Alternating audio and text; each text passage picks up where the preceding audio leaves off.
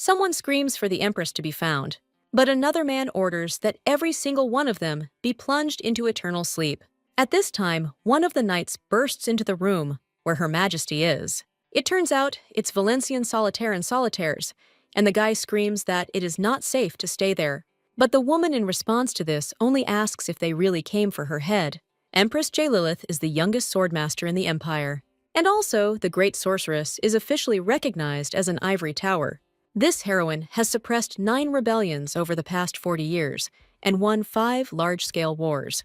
A tyrant who at the age of 16 raised a rebellion and destroyed the entire empire and seized the throne. All these titles belong to the haughty and powerful empress, who was his twin sister, and the girl's name is J-Lilith, Solitaire. The guy asks the lady what she's talking about, and she just asks why he doesn't run away, to which he replies that he has nowhere to run, because wherever Her Majesty's closest advisor goes, he will become a target for the rebels. The girl asks who said that he is her closest advisor. After all, she'd never had anything like this before. Afterwards, she'll ask the guy to accept his apology for such reckless conclusions. But at that very moment, someone shouts out that the Empress is there, so let everyone gather at the entrance. The man claims that he hasn't seen J-Lilith for a long time. Her arrogance remains unshaken, even in the moments of the Empire's decline. This man is the rebels' chosen prince, Justinian Solitaires. He says that today he will finally overthrow the tyrant from the throne, but the girl only smirks and says how wonderful it is. But she finally decided that all his allies would become food for her dragon, and she will take care of him personally, so they will see if he can also smile to infinity with the collar on. The man then jumps up and shouts for them to attack. But at that very moment, Valencian swings his sword and cries out that first he will have to fight him. However, then the young man sees the aura of his opponent's blade and wonders when he managed to become a master of the sword. However, his interlocutor only tells this idiot to go away. After all, he's a disgrace to his family. A little while later, Valencian opens his eyes. He rises from the floor and immediately addresses Her Majesty. Well, when he looks up, he sees that the woman is standing unwaveringly in front of the rebel leader. The guy understands that this is it. The prince chosen by the people will fall there with his rebel army. But at that very moment, they hear some kind of roar, and when they raise their heads, then they see a dragon. The Empress says that this is somehow unbecoming of a folk hero, and her interlocutor claims that along with the title of Swordmaster came the realization that he personally would never defeat the lady, so he had to resort to help. The woman says that he removed the seals. Her interlocutor replies that this is true, and he called upon the ancients. When the Empress directs her forces at the dragons flying towards her, then her opponent realizes that this is his chance, after which he runs at the lady and then completely takes away her hand. At that very moment, the dragon launches its attack, and the woman realizes that it is difficult for her to maintain her balance with one hand. But at that very moment, someone turns to Her Majesty and asks her to step aside. Her Majesty, looking at the guy, wonders if he is capable of confronting the sea dragon with flame, after which she suggests that he leave quickly, but her interlocutor only addresses J-Lilith, and they claim that 40 years have passed since he last spoke her name.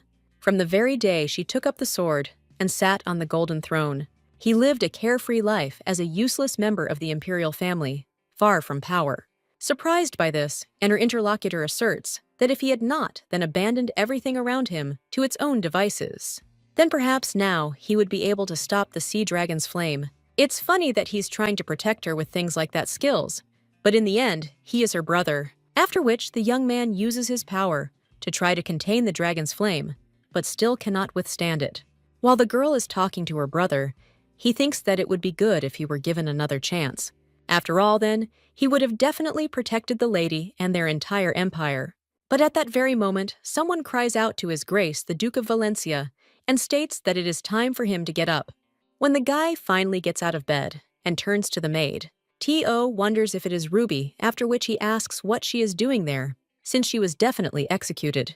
The woman wonders if Lord Valencian had a dream, and the man looks at himself in the mirror and realizes that he has returned back in time to his 18-year-old body when he was not yet a useless imperial offspring. The young man is shocked and wonders how this could have happened, and how Rudy fell into eternal sleep during the Great Depression. The guy asks what year it is and tells the girl not to dare lie. His interlocutor replies that it is now 1073, according to the imperial calendar, and this is the first spring of the reign of Empress Selaliti, after which the young man understands what it means that the Great Repression will soon happen. Selalit's reign, the imperial palace will be covered in red liquid. The nobles will start a rebellion against the current monarch, but their plan, it will not escape the watchful eyes of the empress, and each of the rebels will be mercilessly plunged into eternal sleep. At that moment, the guy was unable to take either side and remained alive, only because he is the empress's twin.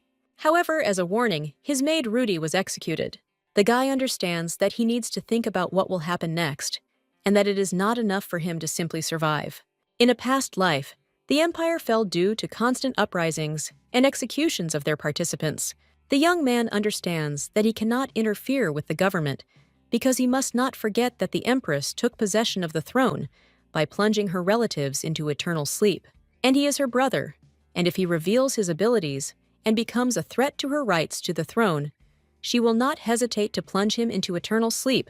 So he must show that he does not seek power, and at the same time do everything possible to end the imperial tyranny. But then the young man thinks how to do this, and at that moment, the perfect idea comes to him. The guy vowed never to return to such a life, but there was no other way out. After which the young man realizes it's time to become a scoundrel again. The young man understands that his intuition is telling him so. The Great Repression will happen today, so there is no time to waste.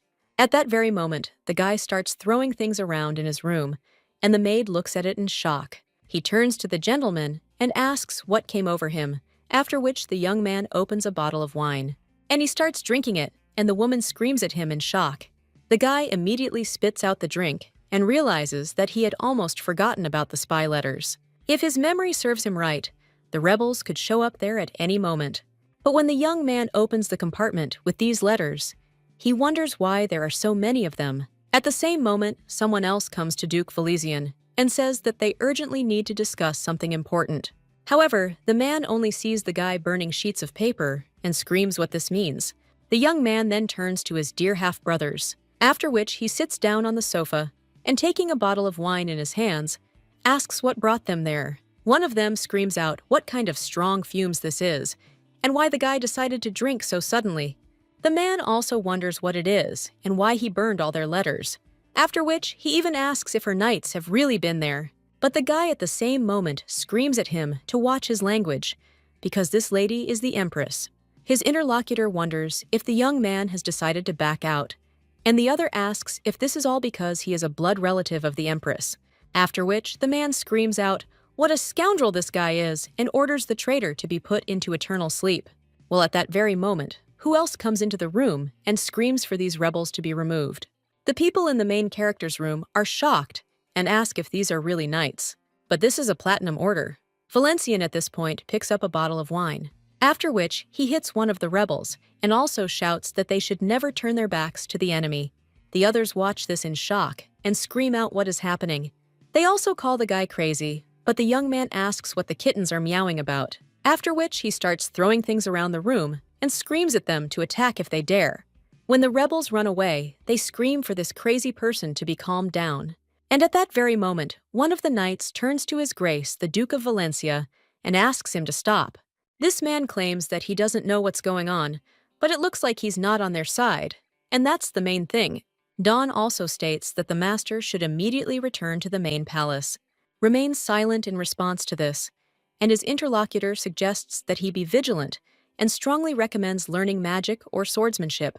But the Duke replies that he is not interested in such things, after which he suggests that they stop with the moralizing and bring him some tasty wine. The knight then orders the others to return, to which they agree. And the main character kicks one of the rebels and tells them to take this mediocrity with them. The knight says what a scoundrel this rebel is, and who knew that everything was so bad, after which they leave, and the young man remains in his room and sighs. He says that he was forced to do this because a little more, and a real catastrophe would have broken out. At this time, the maid turns to the master, and he remembers that Rudy is also there. The guy approaches the lady and asks if she is hurt, after which he apologizes. After which the young man smiles and thanks her, and also claims that he has no time to relax. The guy immediately claims that he urgently needs to get to the imperial wine cellar. The maid, in shock, asks if he has completely gone crazy, to which the guy replies that it is indeed a little reckless, but he has no choice, so he needs to end it before the Great Depression. A little while later, the young man is already going down into the cellar, and when he turns around, "T.O. think is there really no one there?" Well, it's so dark there that you can lose your eyes. At that very moment, someone attacks the guy, and the young man barely dodges. He understands that he has already completely forgotten about it, because there is an immortal hunting dog created by J-Lilith. The guy also wonders if he can use magic in this untrained body. The young man then creates an explosive flickering flame and directs it at the dog. He realizes that he has succeeded and then starts to run away. A little while later, he finds himself in front of the bars and wonders if anyone saw him use the spell. After all, it will come to an end if someone notices, after which the guy understands that it's time to start. Some object in her hands, as he thought everything is exactly the same as in his past life, not long before the Depression, when the Empress's ascension took place. The young princess's maid decided to take revenge for her captured mistress. She mixed poison into the wine that was supposed to reach the Empress, but things didn't go according to plan. The enraged Empress mercilessly sent the princess's dead body back to her parents. They in turn were filled with anger and hated the Empress with all their hearts. The only chance for peaceful coexistence with influential nobles was lost because of some kind of wine. After which, the man turns to the maid and tells her not to do this, but to bring him regular wine. His interlocutor claims that she listens to only one person, and he sighed and said that it was a pity. After which, the young man cries out to the guards and claims that there is an intruder in the wine cellar. The woman immediately replies that she will not give up so easily and attacks the guy. But the young man begins to conjure a sharp, piercing flame and directs it at the woman. After which, she falls to her knees, and the rest of the knights come running and shout at them not to move and not to resist. A little while later, the Empress looks at the maid and says that she is quite brave, because she not only broke into the wine cellar, but also intended to poison her. The princess at that very moment screams that it is all because of her, and this maid had been by her side since childhood. She did something stupid for her mistress' sake, so she begs them to have mercy. The Empress replies that she knows since one attempt at poisoning was unsuccessful, so let the second one be effective and invite all the rebels to drink wine. The woman also claims that the princess's family will not be punished, so she can sleep peacefully. She also heard that the princess was the daughter of a concubine, so why did she take such an active part in the rebellion? The blonde replies that her brother reached the rank of sword expert at the age of 25, and last year he rebelled against Her Majesty and was therefore executed. The woman replies that she remembers, and he was an excellent swordsman, and her interlocutor asks if any other reasons are needed. J-Lilith! He replies that no, and that is enough, after which he raises his hand. At that very moment, someone cries out to Her Majesty and reports that Valencian was also involved in the uprising. The young man mentally tells this creature to shut up and cries out to Her Majesty that this vile fox is slandering him. He also claims that the man talks a lot for the one who passed out from one blow to the head with a bottle, while his interlocutor asks what he is talking about and whether the guy has already forgotten how he swore that very day. Valencian. He replies that he swore in his mouth because his interlocutor is talking complete nonsense. Well, at that very moment, the Empress says that everyone should be quiet, and she will not repeat it twice, so they will continue what they started. The woman raises a glass of wine and offers them to drink it, after which the rebels do so. When one of them floats out of the wine, he falls down lifeless. The protagonist watching this understands that it was close, and it seemed to him that she was about to leave this man unpunished. However, then the young man looks at the Empress, and she asks what he was doing in her wine cellar. And how did I find out that there would be an attempt to plunge into eternal sleep? The main character then replies that he actually wanted to steal a bottle of wine for himself.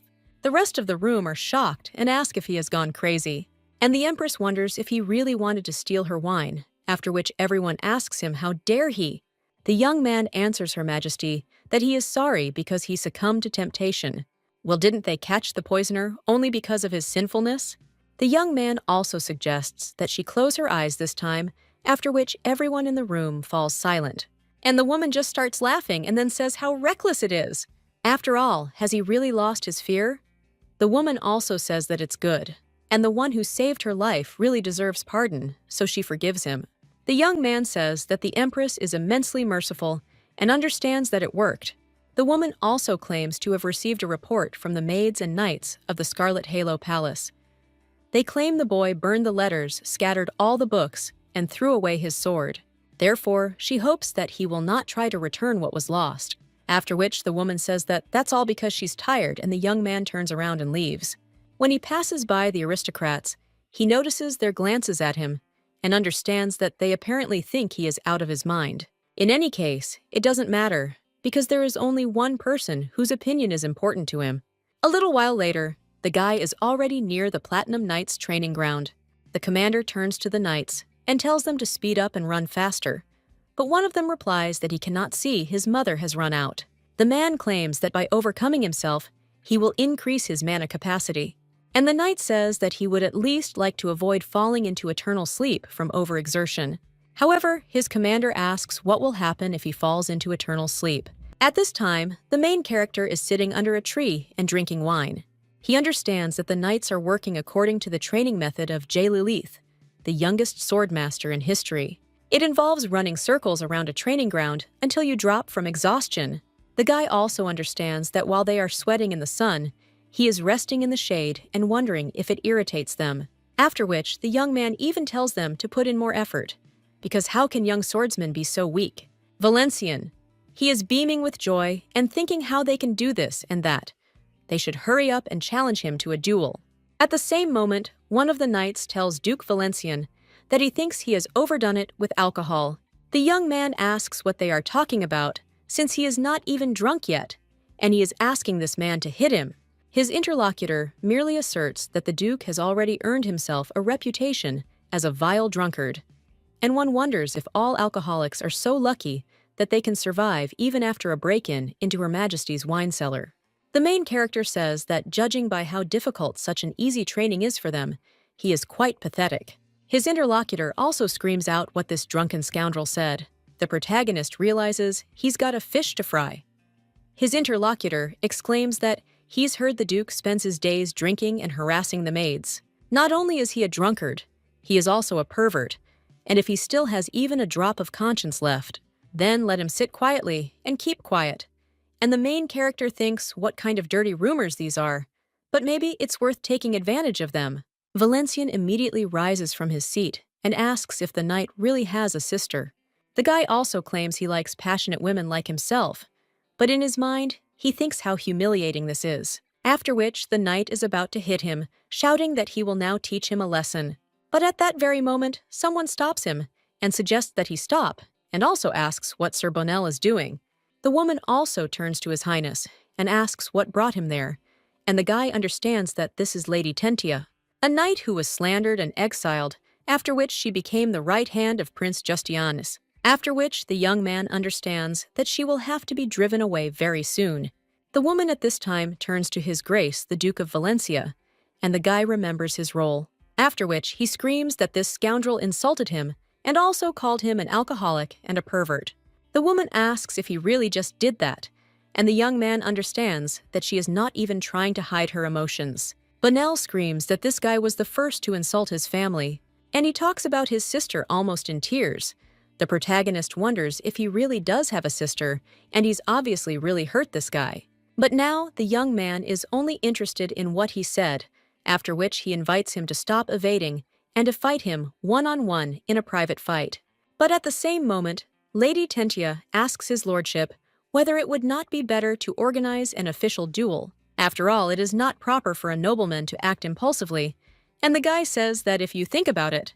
But at that very moment, his opponent cried out that he agreed. Tentia turned to the Duke and said he had until Friday to prepare and practice. Therefore, she personally asks for his permission to train with a sword, after which the guy answers that it's fine and understands that the job is in the bag. Well, a little while later, when the day of the duel arrives, the main character thinks about what happened. Usually, only those of higher rank are present at a duel. But what worries him most is the question about what in the name of all that is holy is Salilit doing there. At this time, the host welcomes everyone to the official duel taking place under the control of Her Majesty, after which he invites the participants to show off their outstanding skills, and the main character understands that he is doomed.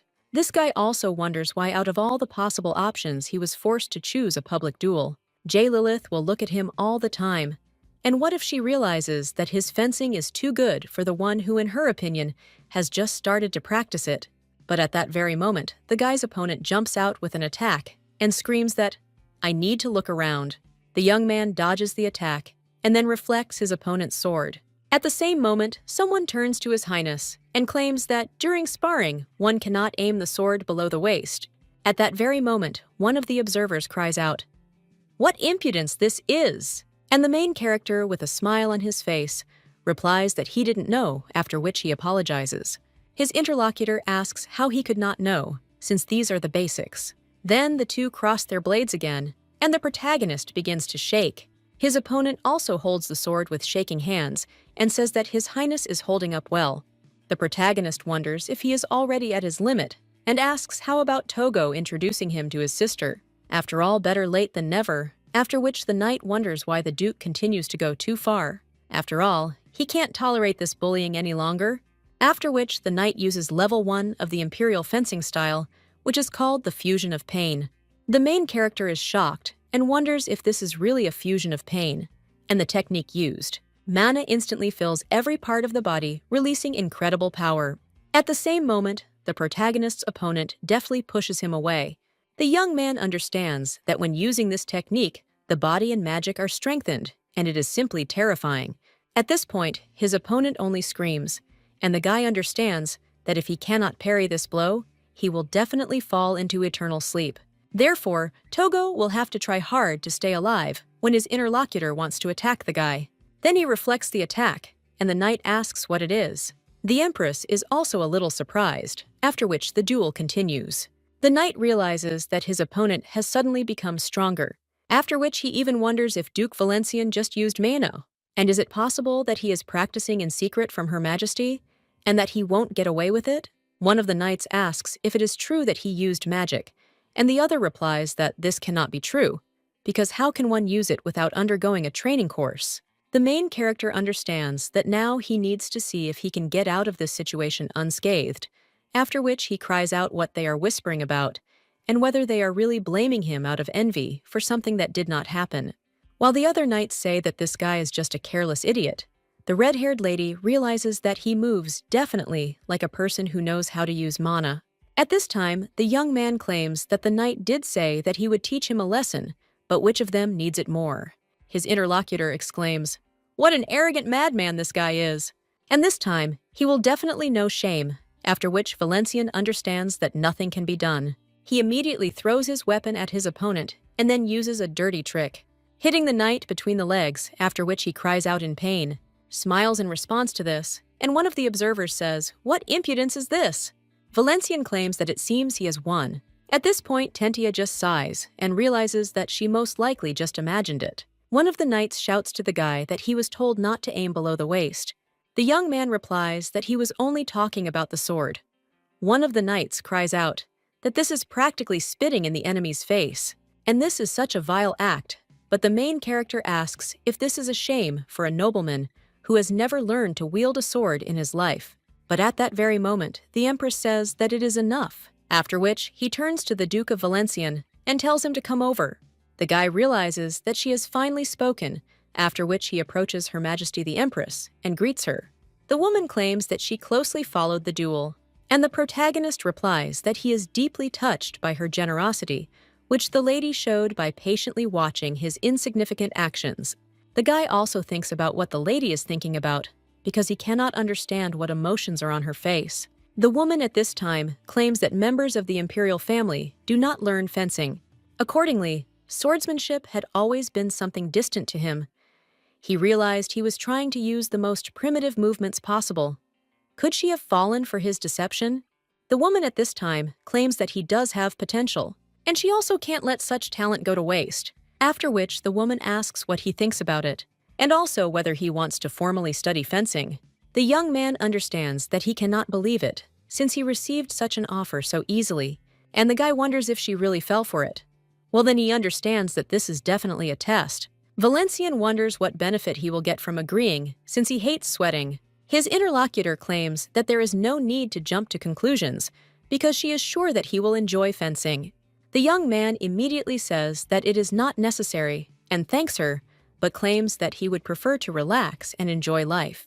The woman says that she still hates the thought that she is depriving her loved one, so tomorrow he will be visiting the training ground and training with the Platinum Knights.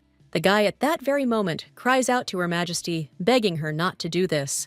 Well, in his thoughts, he understands that everything worked, and now he can calmly show off his sword skills. A little while later, he is already on the training ground.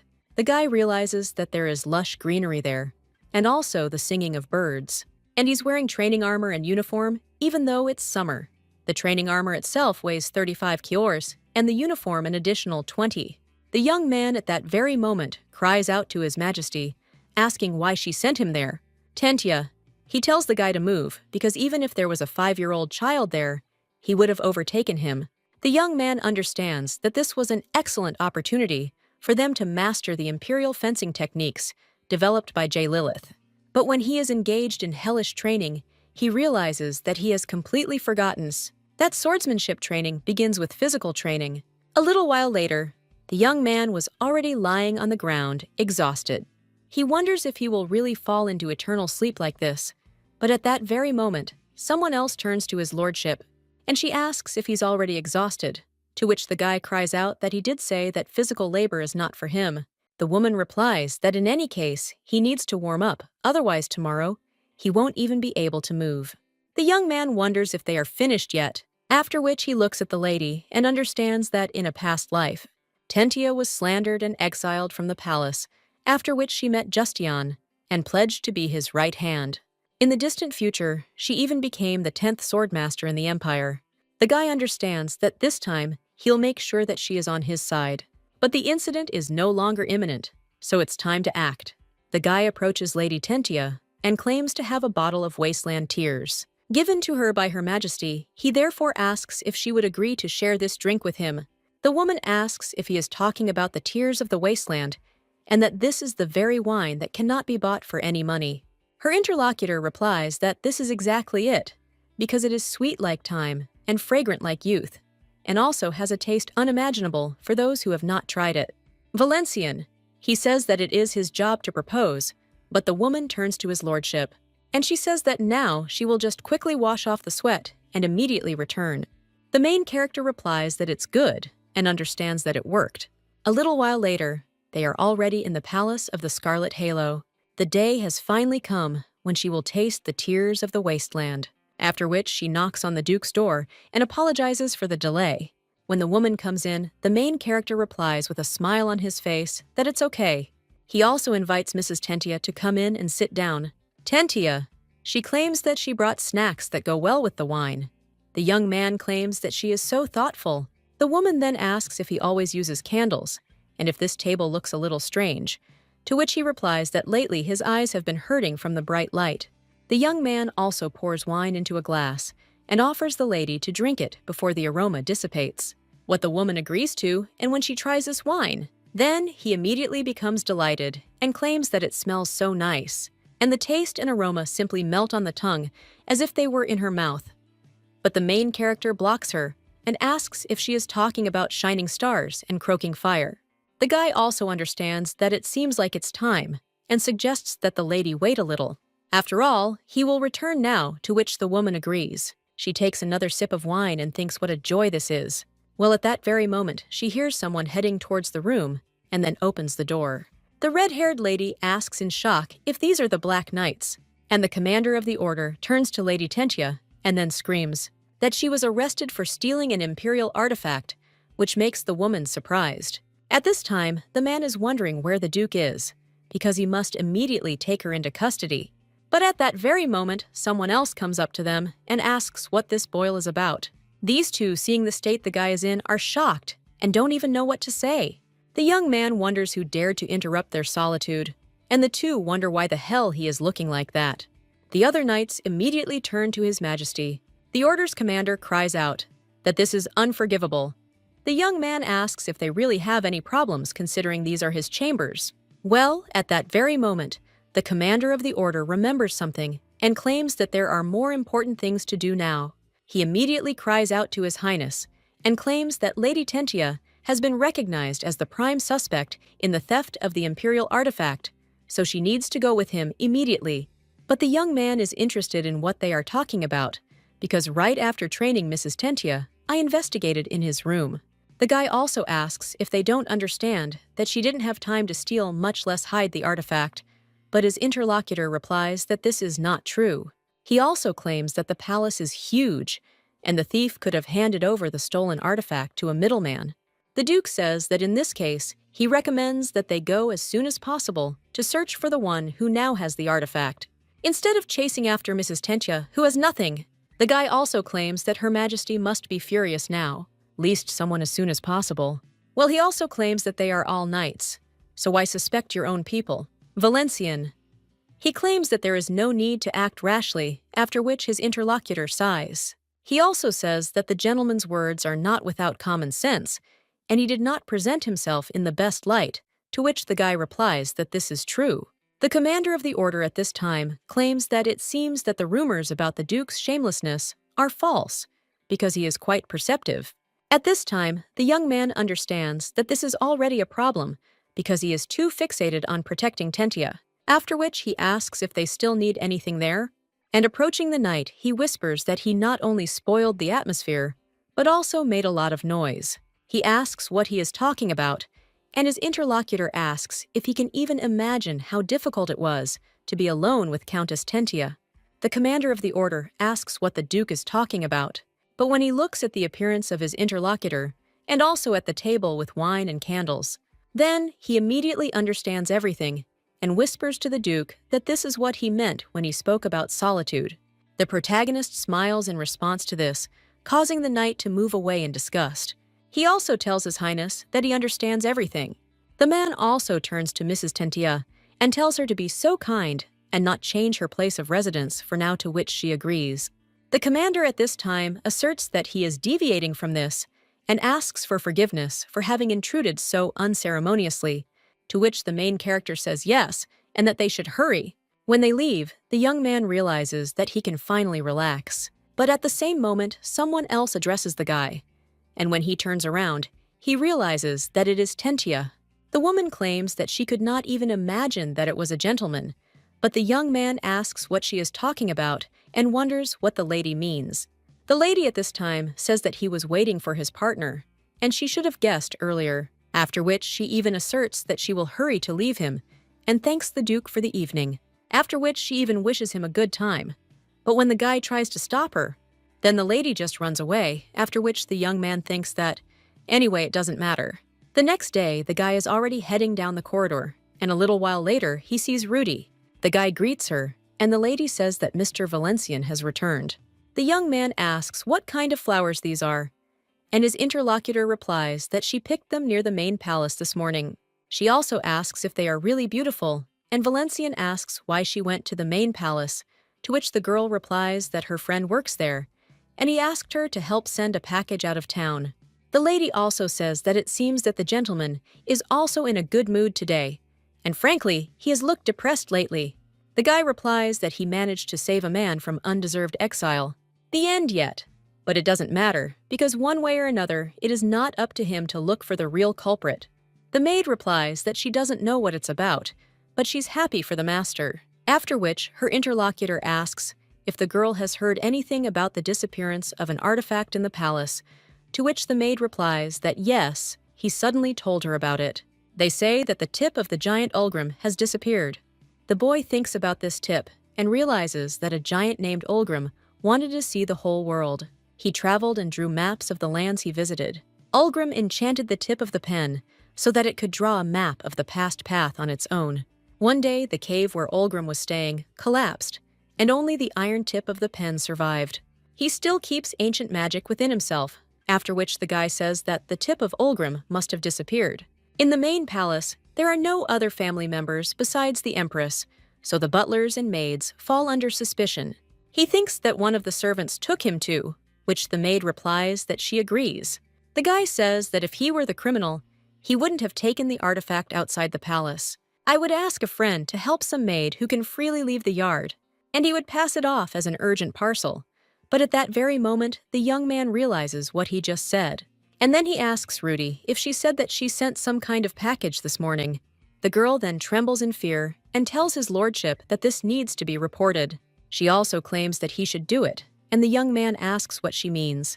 The girl claims that he could be accused of stealing the artifact given his reputation, and if they find out that she delivered this package, then misunderstandings may arise.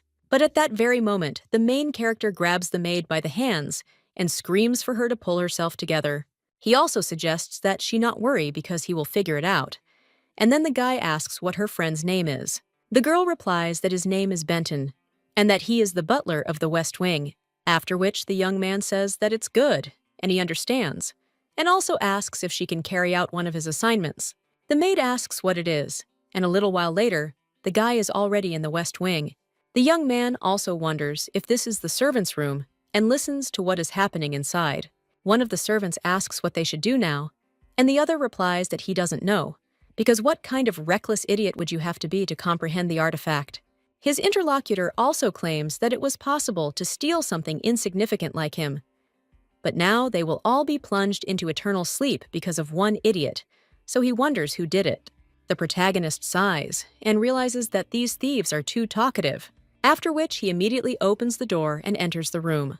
The servants are shocked and ask if this is the Duke of Valenciennes, and the main character is interested in which of the three of them is Benton, because they need to talk alone. One of the servants sitting on the bed raises his hand and claims that it is him, after which the servants look at him in surprise, and the Duke claims that he did say that he wanted to talk to him alone, after which the others leave, and Valenciennes says that since they have already left, they can get straight to the point. The man asks who dragged the guy into this, and he claims that he doesn't understand what this is about, gentlemen. Valenciennes at the same moment uses a sharp piercing flame, and at that very moment, the servant takes something out of his pocket, after which the main character notices it. He immediately knocks the thing out of the guy's hands and screams at him to stop right now. The servant immediately falls to the floor, and the protagonist claims that for the sake of entertainment, he appropriated state funds and even set his sights on the artifact. So does he really think he can get away with it?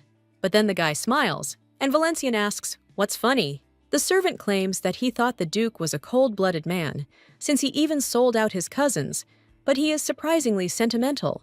The guy also claims that he is not going to plunge into eternal sleep alone, and he knows that Rudy's life is in his hands. But the Duke wonders if he really thinks that he will sit idly by. His interlocutor asks what he will do, and whether His Highness really has knights under his command, to which he replies with a grin that there is, but his interlocutor only laughs and asks who would follow a man like him. At that very moment, someone bursts into the room and kicks down the door. It turns out to be a lady with red hair, and she screams that she heard that the one who set her up is now there. The young man cries out in shock, "Is this really the Knight Tentia?" And the woman turns to His Highness the Duke, after which he claims that she is just in time. The guy also tells the lady to take care of this servant. Well, the woman agrees, and her interlocutor then suggests that they discuss everything first.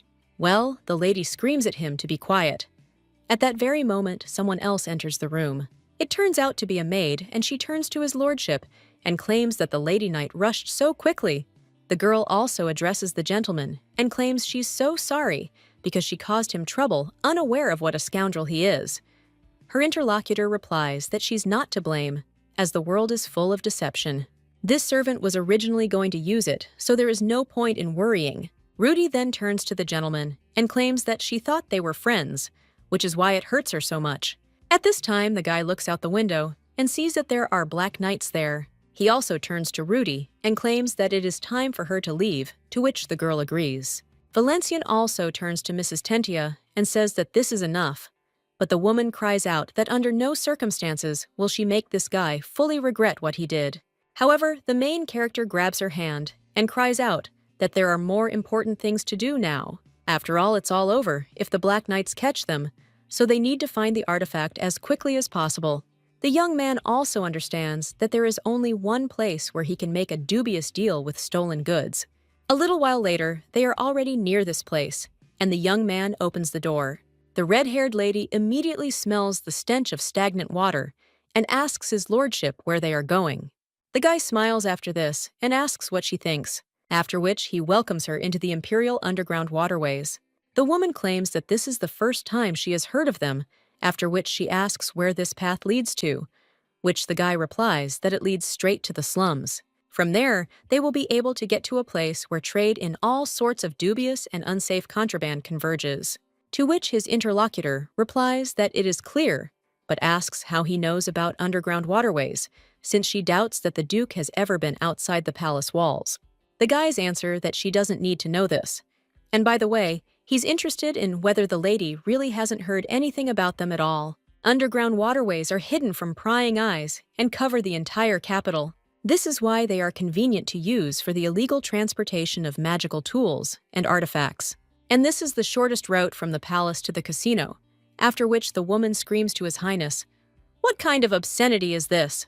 The girl understands that there is nothing suspicious about this, and the guy is simply a wealthy person.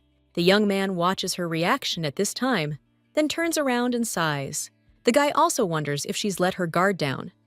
A little while later, the woman is already wondering how much longer she has to go. This place is like a labyrinth, and it is difficult to navigate there. But at that moment, the young man turns the corner and claims that they have arrived. The lady sees a staircase in front of her, and then wonders what kind of place this is. Valencian. He claims that he will go first, and the lady will wait there until he calls and agrees to something. After which, the guy starts to climb up and hears someone talking there, and also understands, judging by the voices, there are about 3 people there.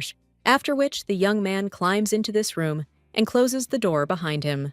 The people who were there looked at him in shock and screamed, "Who the hell is he?" Valencian takes out his sword, and the guys scream at him, saying how ugly he is, and run at him with daggers. But the main character deftly cuts them down and then points the blade of his sword at the last one. And he also wonders if they are still interested in his personality. The man immediately falls to his knees and screams, begging him to spare him, because he will do anything. Valencian. He claims that they should have received a parcel about 3 days ago, about the size of 2 palms, and he asks if he has seen one like that.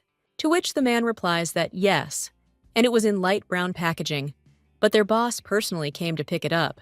The Duke then asks where their boss is. Now his interlocutor replies that he is in the slums, because they have a shelter there.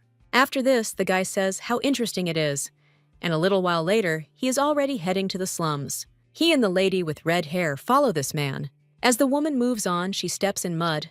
She also addresses his lordship and tells him to be careful.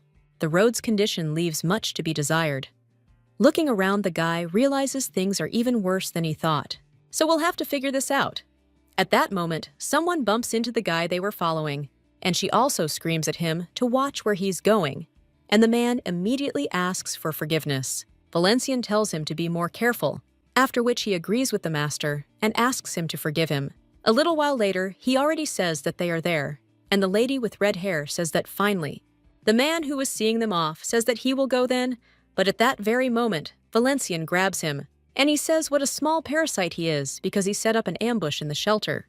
The main character also wonders if the guy who pushed him was from his gang, after which the main character turns to the knight Tentia, and the woman replies that it will be done. The man sitting on the ground screams that he made a mistake and begs the master for mercy. But Tentia cleverly deals with him. Valencian understands that these are vile people, but then he takes his sword out of its sheath and also realizes that he has to thank them since they decided to play into his hands. At this time, one of the people in ambush looks out through the crack in the door, but at that very moment, he is pierced by a sword. It turns out that this is the main character, after which the guy claims that he should have thought twice before twitchings. The young man immediately opens the door, after which the rest of the people in ambush prepare to attack. The guy immediately uses an explosive flickering flame, and the thieves ask if it is magic. To which the young man with a smile on his face replies that yes, and it is magic, after which he launches it at them. When an explosion occurs there, the guy just leaves, and when he approaches Tentia, the woman looks at all these villains and then wonders what happened there.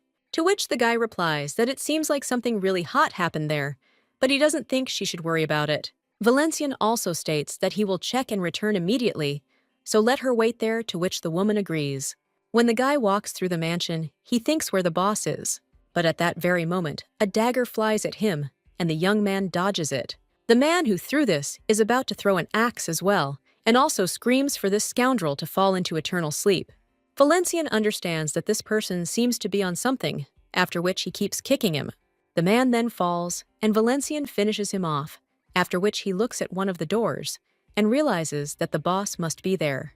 The guy immediately kicks down the door and then screams, "Is it really all this man can do to hide like a thief rat?" Valencian examines the room and then sees one of the thieves guarding the closet and realizes that it looks like the thing he needs is there. This man claims that a man with such abilities came there, after which he asks what gang he is from. But the guy just suggests that they stop chatting and shut up and wait. The young man understands that there is no point in holding back because the time has come to show himself at full strength, after which he uses level 1 of Imperial Fencing and deftly cuts down his enemies. The young man also notices that his mana is being used up faster than he thought, and that it was unwise to use that technique in this young body. After which the guy looks at the man who is standing near the closet and shaking. Valencian asks why he doesn't run away, and the man replies that even a fool would understand that there is no escaping such a swordsman. The main character says yes, and let him open his eyes, because the Duke of Valencian is in front of him. The man immediately falls to his knees and asks His Highness the noble Duke what brought him to such a humble place. The young man replies that a parcel was supposed to arrive there, which he wants to return, after which the guy goes to the closet and asks if she is there. But at that very moment, the man grabs an axe, and he screams out something, after which the main character turns around and stabs him. The thief, with the last of his strength, grabs the Duke by the leg, and then asks him not to open the door.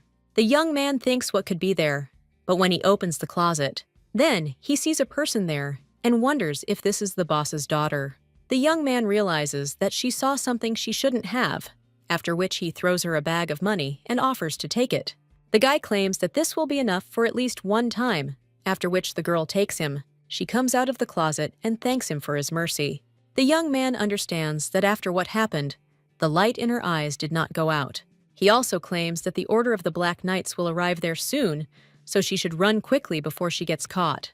The girl thanks His Excellency for his help, and the young man replies that he has no idea what she is talking about since he had no plans to help her.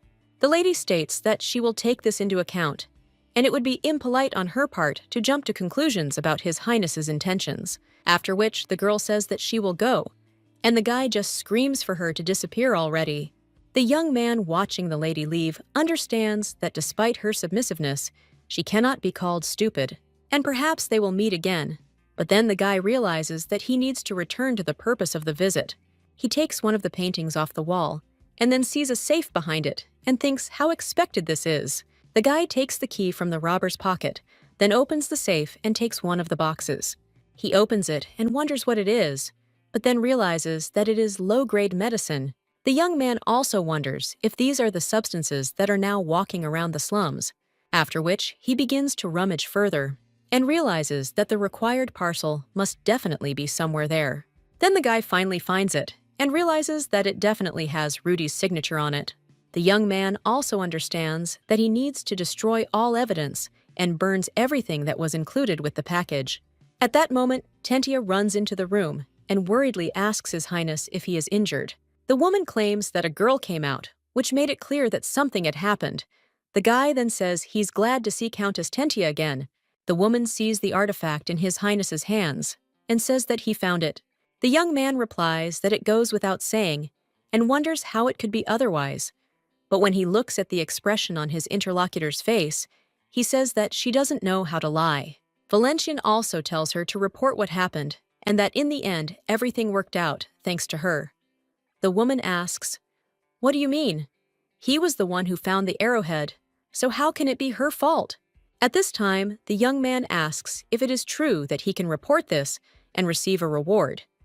But he will receive money for the entertainment, after which the woman snatches this artifact.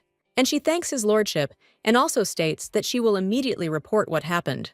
The guy understands that in front of him is a knight who will one day become a master of the sword, and that her mere presence as the Empress will be enough to support the Empire. A little while later, the young man is already heading down the corridor, after which he goes into one of the rooms and thinks why the Empress called him. The guy looking around realizes that this room resembles a greenhouse, At the same moment, the woman turns to Valencian and says that he has arrived. She also claims to have been waiting for him. The young man immediately bows and asserts that he bows his head before Her Majesty the Empress. Saylalit claims that Knight Tentia reported to her what happened, and according to her, he made an invaluable contribution. After this, the young man asks if this is true and thinks how damned these knights are.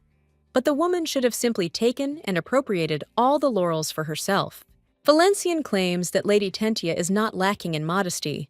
The Empress replies that she does not think so, after which she turns to the Grand Duke of Valencia, and the young man understands that he is finished because this time it is definitely a death sentence. The guy immediately falls to his knees and cries out to Her Majesty, asking her to have mercy on him. But the woman replies that he is too valuable to rot in the palace of the Scarlet Halo. The young man wonders what she is talking about, after which the lady replies that she will appoint him to the position of executioner and will consult with him from time to time. The protagonist asks if he will really be the executioner and wonders if she is doing this so that she can keep an eye on him from a close distance. The Empress asks if he remembers his 5 half-brothers who wanted to put her into eternal sleep, for which they paid with their own lives. But he, on the contrary, wanted to save her when he caught the maid who intended to poison her, to which the guy replies that yes. The woman replies that when she looked through the materials of the investigation into the brothers' case, she realized that they were all hypocrites. But he was always sincere, and only her brother did not try to put her into eternal sleep. Surprised by this, and the woman replies that she understood this. She felt relieved. Valencian understands that this is true because Jaylalit was only 17 then. At that age, it was more than necessary for her to have the support of a relative, after which the young man thanks Her Majesty and asserts that he is approximately grateful for the generous opportunity provided to take the post of executioner and will do everything possible to live up to her expectations. The woman replies that if he works poorly, his head will roll off his shoulders, to which he agrees, and a little while later, the guy is already getting ready to go somewhere. The maid tells the master that she is very sorry because he had to go to such a place because of her, and she can't forgive herself for it. The Duke tells her not to worry because all's well that ends well, and he became an executioner thanks to her. After this, the maid turns to the gentleman with emotion, but still asks where he is going at night. The guy replies that he's going to catch the magician. A short time later, he arrives at the Casino of Hope. The young man understands that this is it, after which he puts on a mask and thinks that it's time to get down to business. A little while later, he already goes inside, but at that very moment, someone else addresses him, and he tells the kindest man that entry with weapons is prohibited. The woman also bows and greets the Grand Duke. The young man claims he thought it was customary to keep the identities of guests confidential, to which she replies that there are always exceptions to the rules, and the man asks how she recognized him. The woman claims that by his dazzling silver hair and golden eyes visible from under the mask, no matter how he hides himself, anyone will recognize by the appearance bestowed by the royal red liquid that he belongs to the genus Solitaris. The main character understands that this woman is smart and also insightful, after which the guys claim that he is looking for one person. The lady says that she is listening to him, and the guy replies that he is looking for someone famous, and he thinks that she has heard about him, but she's familiar with the nickname the Nightmare of Riches. The woman screams that the entire nearby casino is on the brink of bankruptcy because of her, and it's all true after all she got to their casino. The main character says to be taken to this lady, and he will take care of everything. Then the woman claims that she will immediately take him to the VIP lounge. The woman is in the VIP room at this time and claims that she is betting everything, after which the casino worker tells the lady to open her cards, and she hands over the joker. After which the worker says that the victory is hers, and the woman smiles and takes all the chips for herself. At the same moment, the main character approaches his sister. Sariraz greets her. The woman asks if it is Valencian, and the guy replies that it is as expected. She recognized him even under the mask, but the woman was only interested in what brought him there. He forbade her to practice magic, get an education, and learn fencing, so let him just not say that he will take away gambling too. However, the main character tells his sister not to jump to conclusions because he just wanted to see her. And besides, they are in the same boat, and he too cannot engage in magic study and fencing. The lady then asks if he should give up everything just because of his origin, but he replies that he doesn't think so. However, he also turns to his sister and claims that the substances are too much. The woman asks what he is talking about, and the man claims that recently there has been a widespread distribution of substances in the slums. He also wonders if she really wants to say that it wasn't her doing. The guy also claims that there is a fairly well-known rumor about a magician who has lost his magic, who was addicted to gambling and alcohol, so he took up substances. Valencian. He claims that he has a proposal, and the woman asks what it is, after which the guy claims that her loyalty is needed, and let the lady swear allegiance to Her Majesty the Empress. The young man understands that he must convince her, otherwise she will do it again, will side with Justin just like in his past life. At this time, the woman talks about devotion, and wonders if this is really his proposal.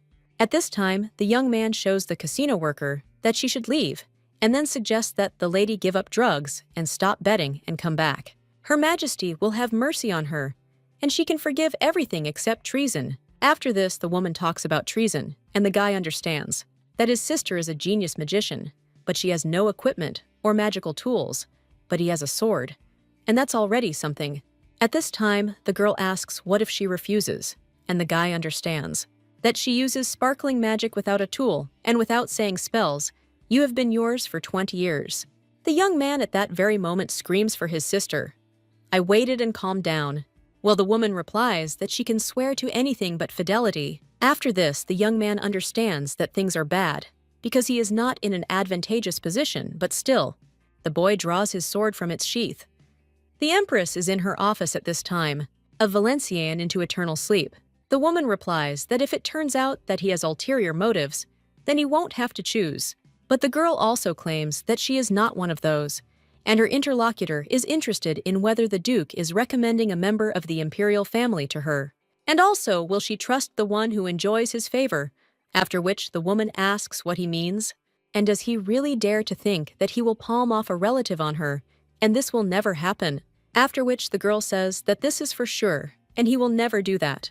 At this time, the young man looks at his opponent and understands that in the future, she will become a great magician, so he is obliged to bring her to J-Lilith. His sister at this time claims that it seems that the Empress took a fancy to him for some reason, and that it was she who sent him.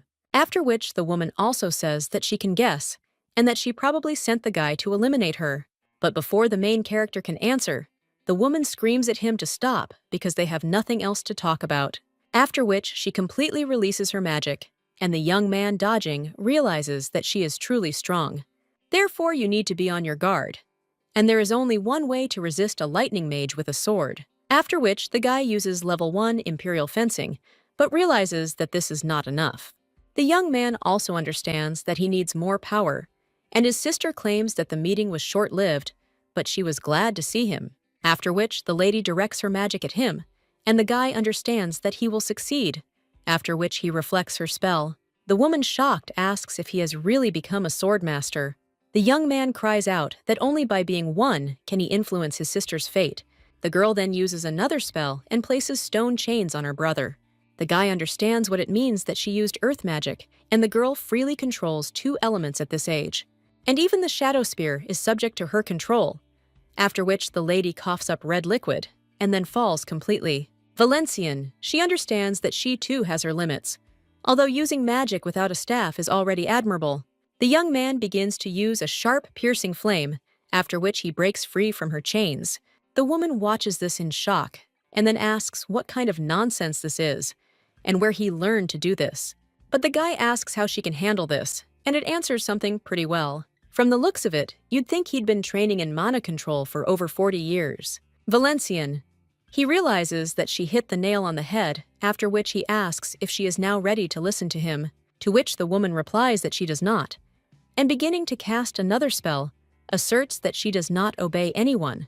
The guy dodges this spell and then asks his sister to listen because he came to save her. The girl replies that she doesn't need it, and can't he just leave her alone? The young man immediately screams that no, because if everything continues like this, the guys from the casino will try to eliminate her. His interlocutor, shocked, asks what he's talking about, and the guy asks if she won a lot of chips and doesn't exchange them often. The woman replies that yes, and she has a bunch of others besides these. But she wonders if this is really so bad.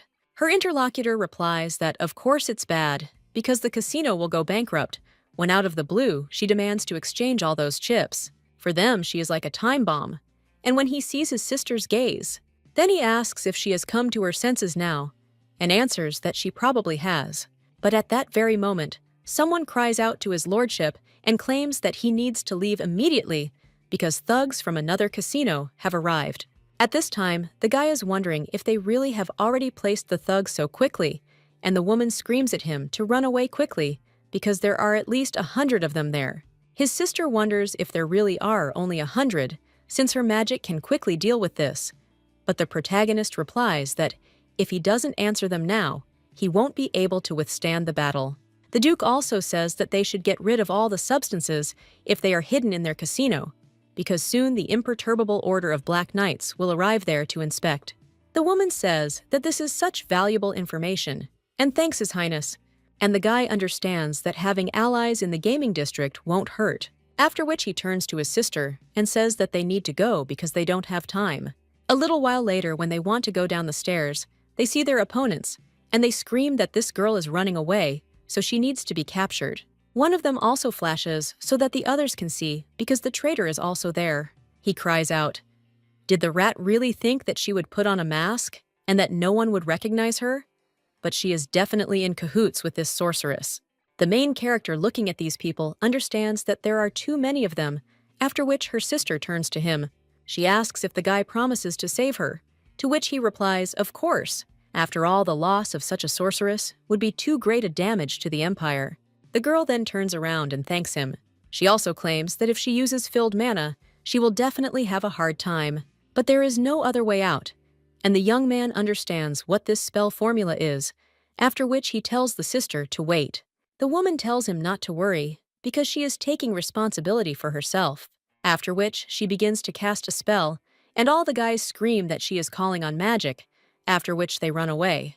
The protagonist realizes that it is too late, after which the girl finishes her spell and directs it at the enemies. The casino worker watches this in shock when one of the lightning bolts almost hits her.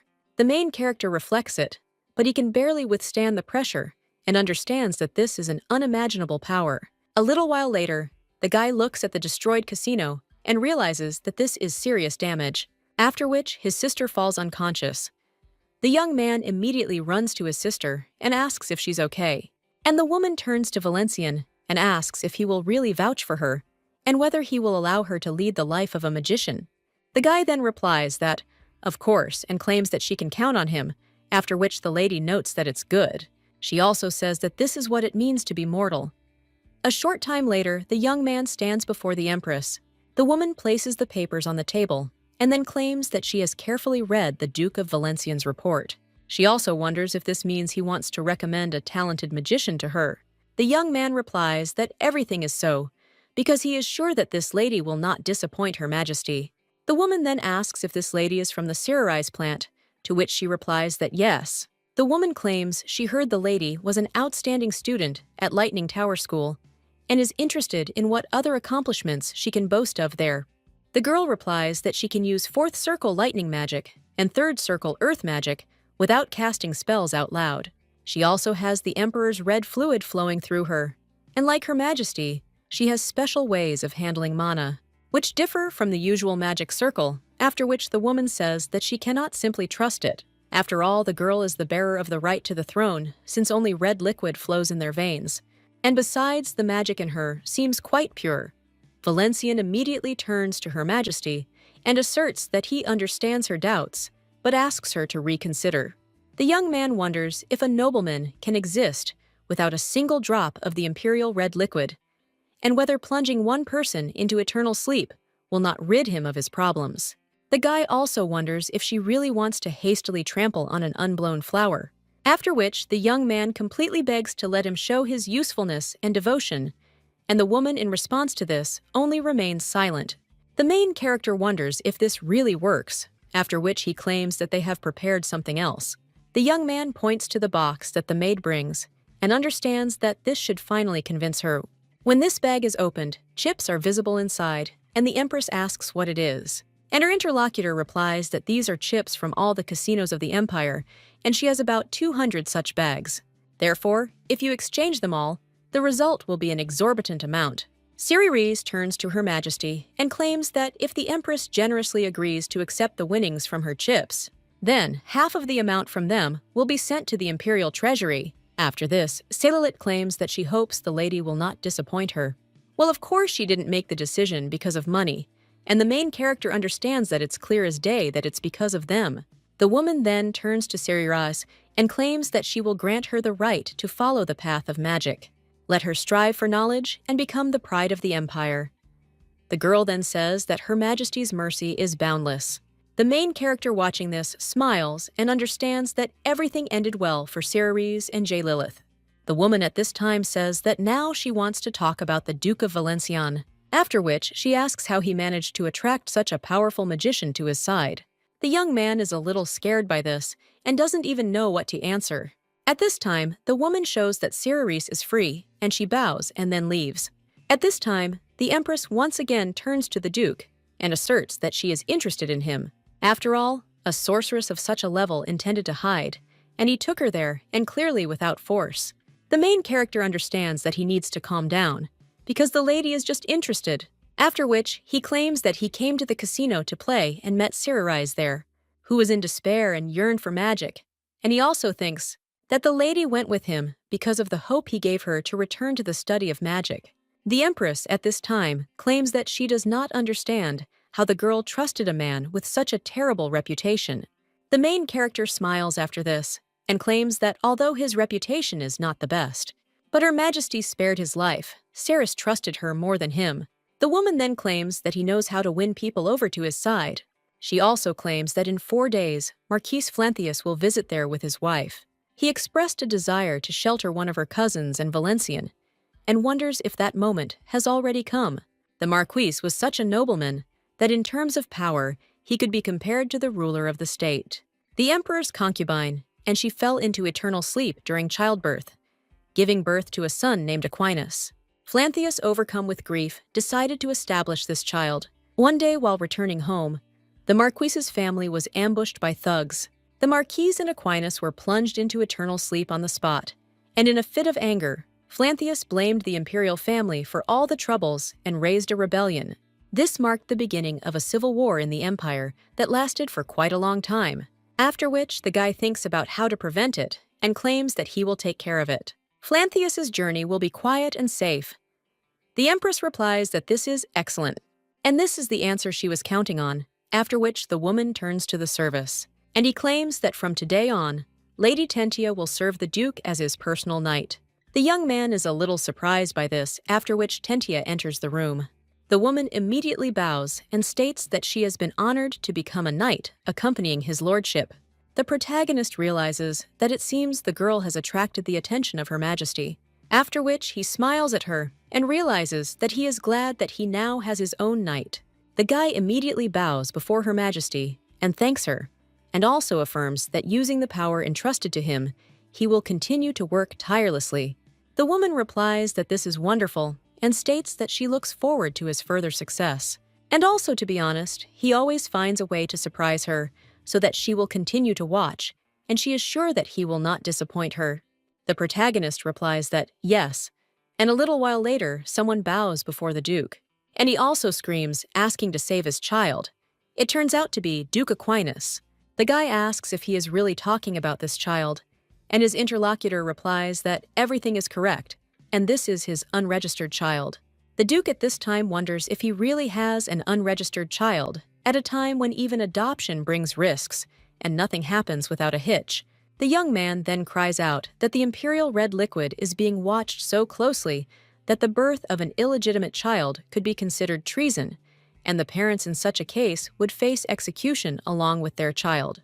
Told again that his position is now also in jeopardy, Tentia asks him to calm down, after which the man thanks her, and the Duke only asks her to save his child, and he will raise him quietly. Valenciennes wonders what guarantees there are that the child won't one day rebel, but his interlocutor cries out what kind of nonsense this is, after which the Duke suggests that he never say never. Even if this child has no intentions, someone can take advantage of him. with the aim of rebellion, and the man does not even know what she will answer. Valencian claims that he will follow the law and suppress the beginnings of rebellion.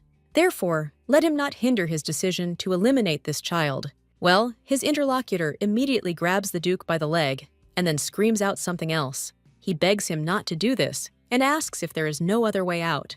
Tantia asks His Majesty if everything is really so dire, after which the man claims that there is one way, and Aquinas asks which one, after which the guy claims that it is possible to forge a birth certificate. If the child is registered not as the child of a duke, but as the son of a marquise, then you can avoid trouble. The guy then asks how to forge a birth certificate, and his interlocutor replies that he can announce the birth of a child when he becomes the Marquis of the Flanthius family, and then they recognize him as their family member. The man then, with a smile on his face, says that this is the solution. He also picks up his child and claims that he was unable to protect his mother, but he will still be able to protect his child because he is the fruit of his love. Aquinas also turns to Valencian and claims that Eugenia is the reason he will never forget his mercy, to which the protagonist replies that he is not worth the gratitude. Tantia at this time approaches Aquinas and says what a relief it is. Well, at that moment, the main character is a little surprised and thinks, what if old Marcus Flanitius also knows about the illegitimate child? The guy understands that if everything is really like this, then the situation is fundamentally different. It seemed to him that this was a touching family reunion, but what if this was part of the Marquis's plan to ignite a civil war? Flanthius takes Aquinas away with her, enraged by the news of a secret heir. Jalet sends mercenaries to kill them, and then the Marquis raises a rebellion using the incident as a pretext. But would Jalet have put the child into eternal sleep, knowing that Flanidius would turn it to his advantage? The guy understands that it seems his primary goal is to find out about the Marquis's intentions. A little while later, they are already on the street. Aquinas looks at the sky and wonders why the master hasn't arrived yet. But at that very moment, the main character notices something in the sky, and someone claims that the Marquis then tied the dragons they had flown in onto the ground with his servants. The Marquis approaches the Duke and states that he is pleased to meet him. He also introduces himself, and the main character shakes his hand and says that the feeling is mutual. The guy turns around and wonders if the man noticed his nephew. But at that very moment, the Marquis turns to him, and when he sees him, he cries out joyfully. The States are his nephew after all. He also talks about how big the boy has grown, and claims that he is so happy that his sister's son will become his ward. After which, the man turns to the others and asks what is going on with the renunciation of the succession to the throne. Valencian and Tentia look at this change in mood in shock. The woman claims that the Empress and the Duke of Valencia signed with the Duke of Aquinas all the necessary papers, and they will come into force tonight. After this, the man asks if the guy really managed to do it alone, and if he is such a good guy. The main character wonders if he has really imagined too much. It seems that the Marquis is just a stupid loving uncle. But now there is no time for thinkings, after which he turns to Aquinas and suggests that he hurry to tell everything. The guy then turns to the gentleman and says that he needs to know something. Well, the man asks what kind of gentleman he is, and let the guy call him uncle, just like in childhood. The young man then turns to his uncle and says that in truth he has an illegitimate child, after which the Duke takes him in his arms and claims that his mother was the victim of an accident. Well, he can't give up the baby. The protagonist watches the Marquis and wonders what his reaction will be. The man then touches the child and says that he can't even believe it, claims with tears in his eyes that their family is growing bigger and bigger, and this even brought tears to his eyes. He also claims that Aquinas is a good guy, after which the guy thanks his uncle. The protagonist realizes that it seems he really did jump to conclusions, but that's a good thing. He also realizes that, after all, it's a pity, but I'll have to interrupt such a touching scene. The guy turns to his lordship and claims that he has to tell him something. When he inquires about something, the young man asserts that tomorrow it is necessary to enter the child into the register of the capital's church, because after that, he will be able to take him and leave with Aquinas. The young man also understands that it is quite likely that he will refuse, but he still thinks that it will be possible to persuade him later. However, at the same moment, the Marquis says that it is clear that this is how it should be done in order not to create worries for the Empress.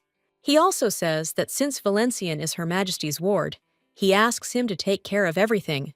The man also claims that they will then leave tomorrow morning after the ceremony.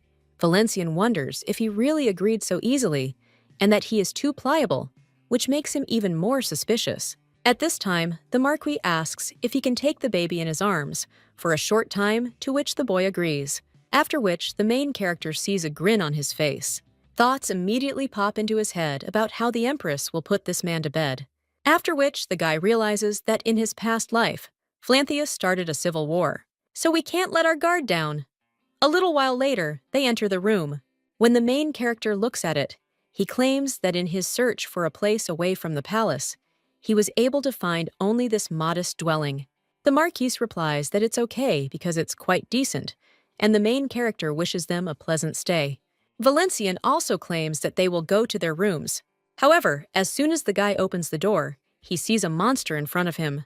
The guy immediately closes the door, but when the monster tries to break it down, he realizes that he won't be able to hold it back for long.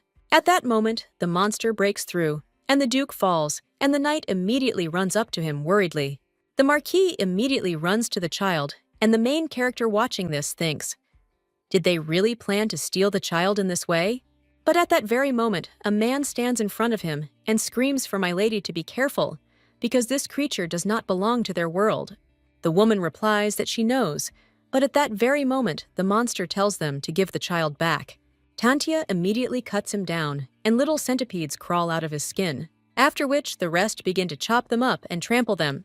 Tantia cries out to the Duke, asking if he knows anything about why this creature is there. The young man cries out that he can only say that it was not the Empress who sent him, and that Her Majesty despises such things, after which he asks, "What about the Marquis?" And the man cries out what he means, and also whether the Duke really suspects him yet. The guy replies that no one said anything like that, but it wouldn't hurt to be vigilant. However, at that very moment, a sword blade flashes past his face, after which he runs into a centipede near his head. The Marquise warns the young man to be careful with his words.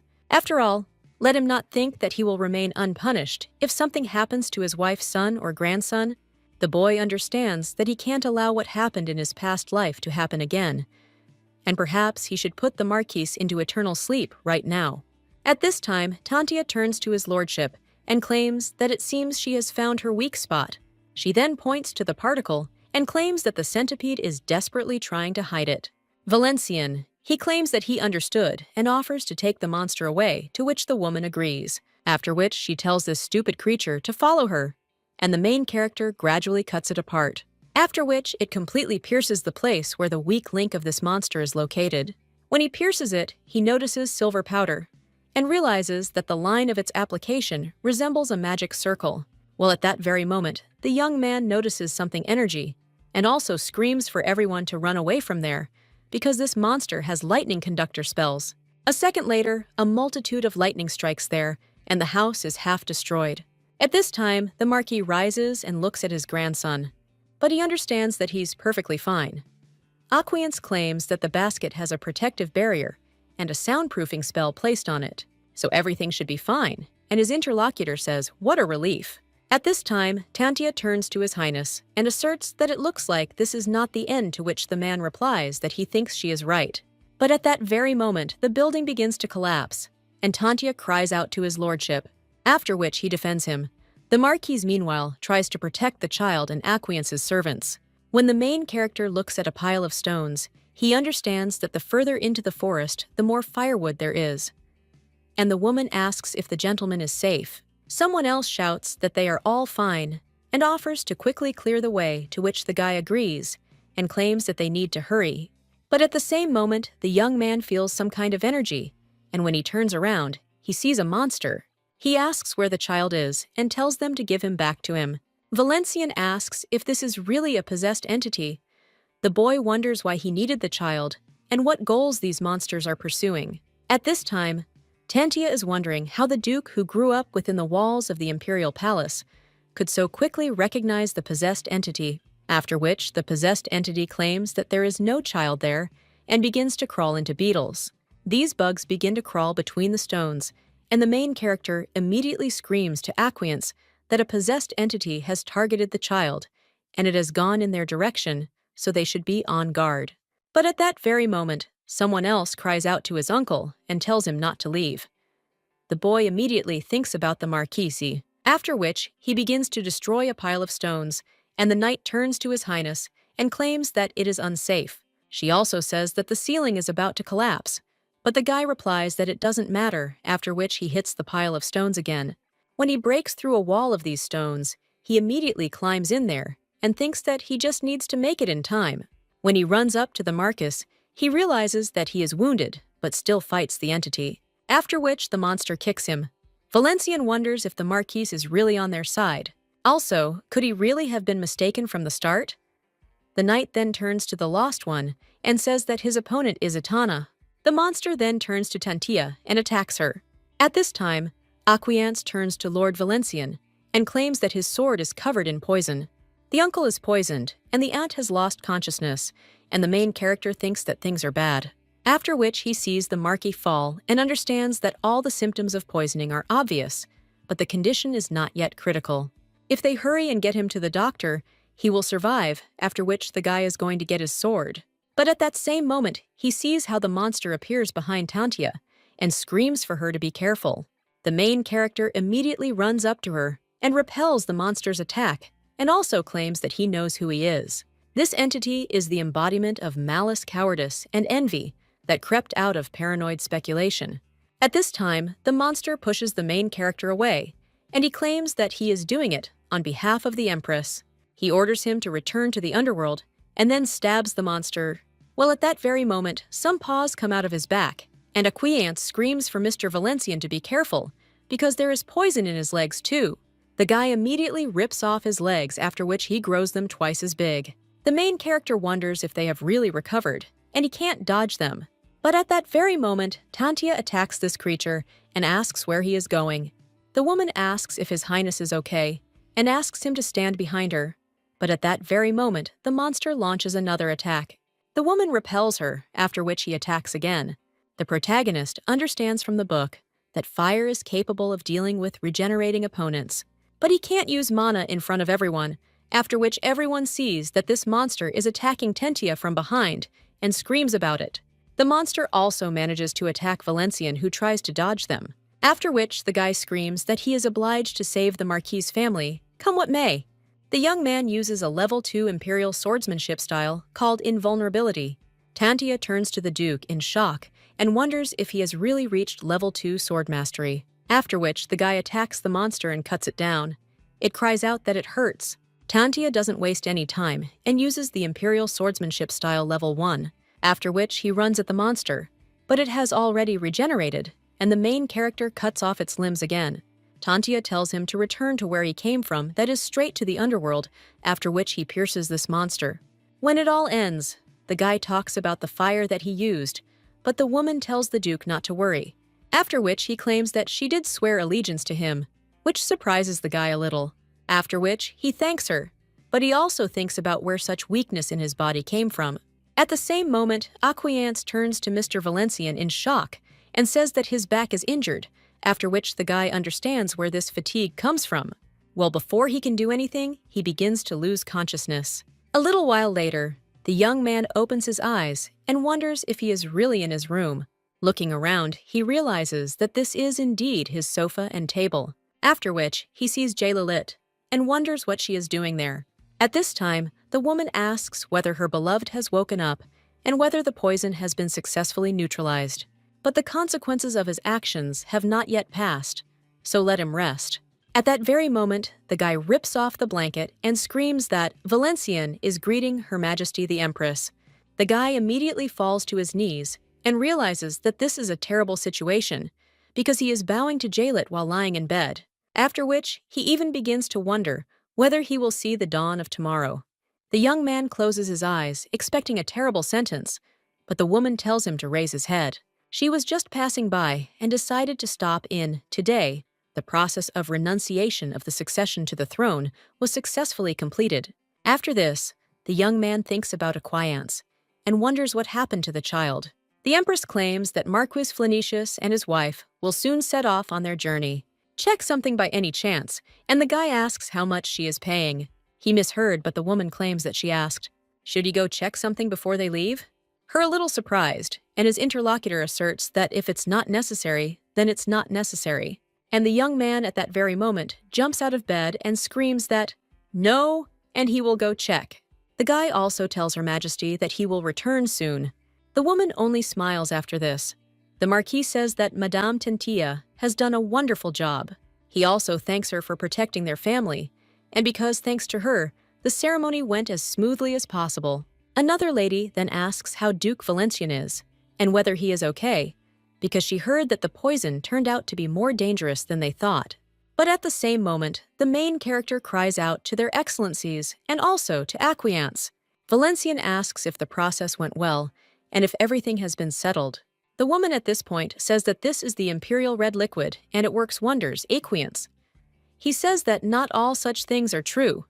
This guy himself is particularly tenacious. At this time, the protagonist is interested in how the abdication ceremony went, and other things, but his interlocutor suggests that Valenciana calm down. The man also claims that today, this baby was officially recognized as the child of the Marquis of Aquinas, and he is sure that the Duke wanted to know this most of all, after which the main character sighs, and he says that it's as if a weight has been lifted from his shoulders, so he's glad to hear it. However, the Marquis turns to the guy and asks if they can just leave without telling the Empress about the child. The main character, with a smile on his face, replies that there is no need to worry about this. After all, Her Majesty already knows everything. The woman watches this from the window, after which he smiles and says that he tried his best, so he can give them a little time as a reward. A few days later, the protagonist arrives at the independent territory of the Magic Tower. The maid looks around and admires what she sees. She points to the instruments that play by themselves and invites his lordship to take a look, because the instruments move by themselves. The man then says what he sees and asks if the girl would like to take a walk around the area, after which he hands her a bag of money. He tells the girl to buy everything she runs out of, but the woman screams that there is too much there. The Duke says that he doesn't care, and let her just try to leave at least 1 penny, otherwise she will be in trouble, after which he says goodbye to the maid, and his sister says that it's as if they left a child on a playground. Valencian says that taking the soft-hearted Rudy on such a dangerous mission is worse than leaving her alone, even though the level of danger is unknown. A little while later, the two are already near the ivory tower, and the woman says that they are there. The guy then says that there is no need to hesitate, and a little while later, they are already in the elevator. Siri says that this magical item that he so wants to get is a disgrace to the ivory tower. They won't even let him look at it until he proves that he's worthy of it, and the guy says that's why he took his sister with him. She needs to convince her mentor to give him this item, and she is the sorceress Gestarte. Siri. He says that it's a shame the guy is so carefree about this, because he shouldn't underestimate his mentor. But her interlocutor is interested in who said that he underestimates her, and he simply believes that there is always a way out. A little while later, they are already heading to the table, while the main character, looking around, wonders why there is no one there. Well, at that very moment, someone approaches him and asks why the infamous Duke, how she arrived in the ivory tower. After which, the woman sits down on the sofa. She also claims that they haven't seen Cerise for a whole year. The main character thinks how nimble this sorceress is, and is expected from a master of lightning magic. At this point, the girl turns to her mentor and says that a lot of water has flowed under the bridge since her incompetent student last visited. The woman replies that everything is fine because she should have paid attention to it. She also apologizes for not being able to save the girl, but she replies that she is not offended. After this, the woman also says that the girl needs a staff, after which she uses magic to open the locker, and states that she wants to give a gift in honor of her return. So let the girl choose whichever one she wants, and the lady will happily thank her. After which, the girl begins to choose a staff for herself, and the Duke watches Gestarte. He understands that they met in a past life, and the woman was the best master of the lightning magic faction. Well, she sacrificed her soul and body to an ancient evil god, which is why she lost her humanity. Gestarte mastered this ancient magic so well that she caused a lot of trouble for J. Lilith. Valencian. He understands that he needs to be on his guard, while the woman at this time is wondering what brought his lordship there. The guy thinks that he needs to act naturally and not show it, after which the young man even asks to give him magical equipment. But at the same moment, the woman refuses and claims that it belongs to the ivory tower, and the Duke is even more impudent than they say. Valencian asks if she is ready to take responsibility for her words, after which the woman just snorts and claims that she won't sell him the equipment, even for 1,000,000 gold. Worldly goods have no meaning in their tower, not even money. The guy replies that there was no talk about money, and the woman asks what he's talking about. Her interlocutor replies that he was going to offer her silence about the deeds of the ivory tower in exchange for reeds. The woman then asks what silence he is talking about and what the Duke might know about the ivory tower.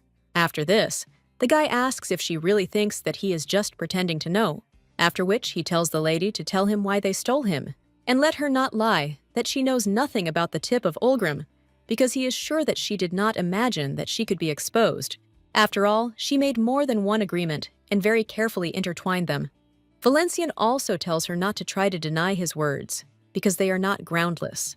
The woman replies that she still cannot give him the equipment, and then her interlocutor replies that he will report everything to the Empress.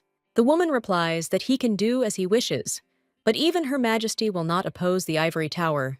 Then the main character asks why she does this, and in fact he has a guess. After all, from the very beginning, Hestrat was aimed at him, and the woman asks what he is talking about. And the guy replies that the ivory tower has already gotten rid of a person by order of the imperial palace. He also wonders if the lady thinks the same fate will not affect her. The young man also wonders why she didn't protect the student, as she should have, since then she wouldn't have ended up in the red light district. While his interlocutor screams that this is an unfounded accusation. At this time, the girl turns to her mentor and claims that she has received the Empress's approval. She also became a court mage. Whether she liked it or not, she was now obliged to fulfill two roles, that of a mage and that of a member of the imperial family. In other words, she will represent the interests of both and become a bridge between the ivory tower and the imperial palace. The woman then claims that this bridge will soon become dilapidated and collapse because one person cannot belong to two factions. Siririse claims that there was a time when she did not belong to any of them at all, and at least that's what it seemed to her. So the train teacher will prove that this is just her delusion. The woman doesn't even know what to answer, and looks at the Duke, who only whistles, after which the woman says how two-faced these relatives are. A little while later, the guy is already handing the suitcase to his maid. The girl asks what it is, after which the main character claims that it is a magical weapon, the greatest masterpiece in the taboo of magicians in one bottle, and there are two of them. The girl asks what masterpiece and taboo mean, and just like, this could be the case, to which the guy replies that this magical item turned out so well that magic is not needed to use it. Then the lady hands this weapon to the gentleman and tells him to keep it for himself. But how can she accept something like that? However, the protagonist turns to Rudy and claims that a rat has appeared in the capital, and the imperial palace is no longer a paradise. Therefore, he hopes that she will become stronger in order to protect herself if necessary, and at least for his sake. The guy realizes that he just doesn't want to lose anyone again, after which he gives the lady something else and claims that they are glasses. In everyday life, they are useless, but when you need to shoot, they become irreplaceable. When aiming a weapon, the glasses will automatically point it at the target, and since she hasn't had to use a weapon yet, it will come in handy. After which, the girl puts on these glasses, and his interlocutor claims that they suit her very well. The maid thanks the gentleman, and he hands her a pistol and invites her to try it out. After all, who knows? Maybe now it will turn out that she has incredible talent. After which, the guy tells her to load the revolver, and then lower the hammer and pull the trigger. With the help of magic, the air explodes and the bullet accelerates. The girl then stands up and asks if this is how it should be done, to which the guy replies that yes, and then you need to fix your hands in this position. Well, before he can finish, the girl shoots and hits the target. The protagonist watches in shock, and the maid tells Mr. Valencian that thanks to the magical instrument, she hit the target right away. And her interlocutor asks if this is really so, and also wonders if the weapon really fires by itself. The guy also asks the maid if she wants to try again, to which she replies yes. After which, the girl points the revolver at the target and shoots. Well, the main character realizes that the bullet has disappeared somewhere, after which he runs up to the target. The lady tells the gentleman that it seems she missed this time because the hole remains. But the guy looking at this picture understands that everything is not so, and the second bullet also hit right in the center. The maid claims that she thinks it's just luck, because she still has a lot to learn. She also asks if her skills will improve if she trains hard, and the man realizes that she is a real shooting genius. A few days later, the maid is already heading to the market doing her shopping. One of the salespeople greets her, and the woman greets him back before moving on. But a little while later, the girl notices that someone is following her, and when she turns around, she also sees someone. Then she starts to walk faster, but there are already a couple of people there who are also running after her. A little while later, the girl already reaches a dead end. At that moment, these guys turn to her and ask if she is Rudy. The woman is interested in who they are and why they are following her. Her interlocutor claims that they were the ones fired because of her master. Therefore, the girl must take responsibility for this and let them vent their anger. Rudy realizes they used to work in the red light district.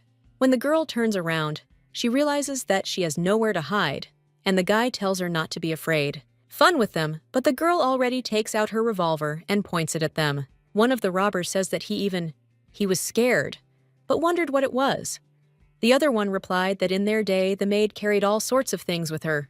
Rudy asks them to leave because she doesn't want to take advantage of this, but if they don't leave her, then she will have to. But the guy asks what will happen next and will she really tell her master? And does this reckless guy have the strength? It would be good if at least he didn't lose consciousness from drinking. After which, the girl bites her lip and asks how dare he insult him. The lady also claims that they asked for it themselves, and one of the villains tells her to stop talking nonsense and not to move. However, at that very moment, this guy flies away, and the other one, in shock, asks what happened. One of them says what a creature the lady is, and the girl claims that this is the kind of world Mr. Valencian was talking about. And it seems she was too naive, after which the girl ends up in the head of another guy. And when she points the gun at another one of them, who claims that she has decided to stay with Mr. Valencian until she falls into eternal sleep. No matter what anyone says, she will be his faithful servant. The lady also puts the revolver back under her skirt and states that she should get used to this. But at that very moment, one of the guys opens his eyes, and all three begin to gather in one pile. Rudy screams in shock that this is an abomination, and that it is a huge monster that emerges from the fusion of inanimate bodies. The monster only screams at this point. A short time later, the Duke sits sipping tea, but at that very moment, someone runs up to him and screams, "Valencian!" He says how much he scared him, and the servant claims that the master should hurry because a filth was discovered in the city center. The guy asks if there are any witnesses in the city, to which the guy replies that there are, and the problem is that it is Rudy who is the servant of the Scarlet Halo Palace. At this time, a carriage arrives at the main palace, after which one of the knights gets out of it, followed by Rudy. But at that very moment, someone else runs towards them and screams at the maid. When the girl turns around, she happily says that it is Mr. Valencian. One of the knights says that she is the only witness of the evil, so for now he cannot approach her. But the man replies that Rudy is made after the chip offers to tell all the circumstances. The man claims that there was definitely someone else with her during the incident, so they need to drop her off. But the guy asks if that's really true. The knight claims that the core of the filth found at the crime scene was pierced through with one blow. This was done by someone of very powerful skill that an ordinary maid clearly cannot possess. The Duke then smiles and says that it is true, and now it is clear where the conclusion came from, that there was someone else there. After which the guy says that Rudy is a shooting genius, and it seems the knight does not know who he is, or is perhaps too stupid to understand. After which the guy grabs the girl by the hand and brings her closer to him, claiming that he is the Duke of Valencian. He will also interrogate his maid and report everything to Her Majesty, after which he asks if he is really against it, to which the knight replies that no. Their Duke says that this is wonderful because then they leave, after which the guy moves on. And when they walk through the garden, the maid turns to the gentleman. He asks what happened, and the girl replies that she plunged innocent people into eternal sleep. She could have spared everyone except one, but out of fear of revenge, she finished him off too. After this, the guy puts his hands on the lady's shoulders and tells her not to worry too much. After all, thanks to this, they are now on the same track, because this is the most important thing for him in life, after which the maid turns to the master with emotion. The guy understands that he said this to cheer her up, but Rudy was probably very scared, so if she says that she wants to quit, he will have nothing to say. At this time, the girl turns to Mr. Valencian and says that it seems so. Now she understands how terrible and heavy the burden he bears is. Therefore, she will serve His Highness until her last breath. And even after, the guy then replies that yes and asks to take care of him. A little while later, Ceres wonders if there are 100 dead bodies in the slums. Well, her interlocutor replies that there were more than 100, and they tried to get rid of the bodies by throwing them into the sewer, where cleaning slugs live that would dissolve everything. But there were so many bodies that the slugs couldn't handle them all, and they ended up rushing to the surface. The girl asks why they do this, and her interlocutor replies that these are sacrifices to the elders, and in other words, they collect dark power. The girl then asks who these fools are, and whether Her Majesty the Empress allowed this investigation to be carried out, after which the main character does not know what to answer. His sister claims that as a poppy, she would gladly go there to get samples of erosion from the elders, but she does not want to be beheaded. After this, the guy remembers his conversation with Her Majesty the Empress. The girl claimed that this time it was necessary to thoroughly cleanse the capital and the slums completely, but now is not the right time to demonstrate wide-spectrum magic. Hey, the guy claimed that he probably misheard. The woman claimed that she was waiting for the dark force to fully manifest itself in the slums, and then they could clean everything up at once. But if the Grand Duke decides to find out the reasons for the emergence of the dark force before it appears in full force, then it will provide support. Now the guy claims that's what she said, and Ceres claims that it is very kind of her. At the same moment, they notice several people, and the main character is looking at one of them. He understands that this man is Mateos. He is a former erosionist and also the owner of a huge amount of dark energy. He was also called the Black Saint, so this time he must make this guy an ally of the J-Lilith. The young man at this time turns to these two and claims that he is looking for someone. Valencian claims that the sun will set soon, and it is dangerous for students to wander the streets in the dark, so let him come back soon. The young man also understands that he should return because he still has many erosionists to capture. The young man thanks him for his concern, but claims that he cannot leave his friend. The main character asks if he is talking about a friend, to which the guy replies that yes, after which he hands him an announcement and claims that his friend named Dismas has gone missing, and that they may have seen him. Valencian wonders if this can't wait, since the search for the missing person should be left to the Black Knight, and he needs to hurry back to the dorm. Well, his interlocutor refuses, and the main character thinks, why is he doing this? Mateos thanks him for his support, but claims that he cannot return without his friend. Valencian understands that this guy has always been stubborn, after which he thinks about how to send this person back. Ceres turns to Valencian and asks why he needs this, because even if this guy falls into eternal sleep, there it will be by the will of fate. At that moment, Mateos asks in shock if this is really His Highness Valencian, to which the man replies that yes, and it is him.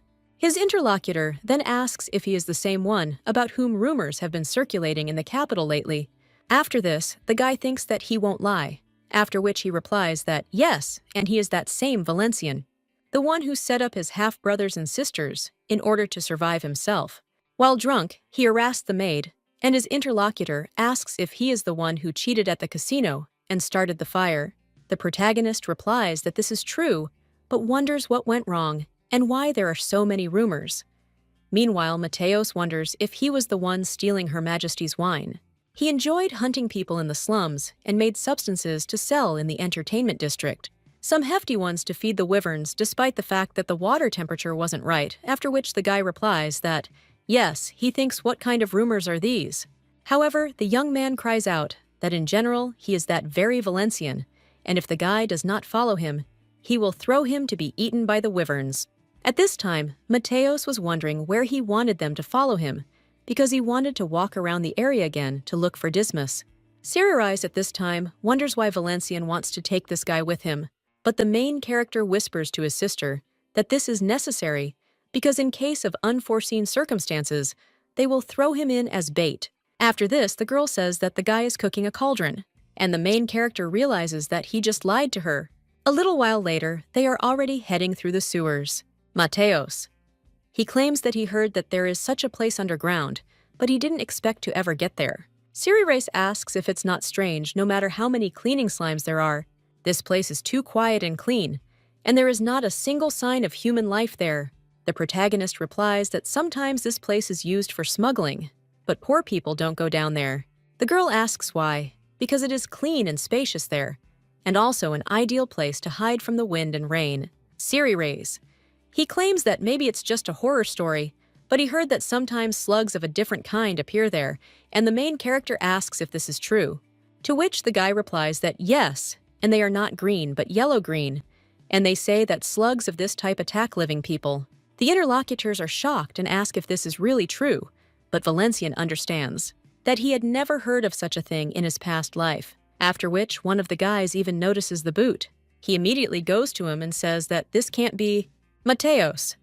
He claims that this is Dismas's boot since it has the order's insignia on it. Cesares claims that they have definitely seen something like this before. The main character replies that yes, and it seems he heard something, after which they head towards where the boot was lying. Valencian senses the energy of the filth and realizes that he didn't think it would hide there. Well, when the guy goes around the corner, he is surprised because he sees slime on the ceiling, in which there are people, and one of them is Mateos's friend. Valencian understands that this is the slime that attacked people, and all this time it was nasty.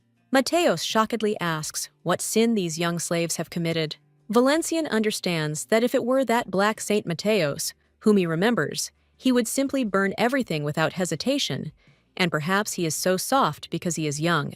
The main character says that there is no need to be surprised, because if you remember how many people have disappeared from the capital, it becomes clear that there must be at least 4 more such things. Siri claims that Valencian is right, so this disgusting thing must be burned immediately.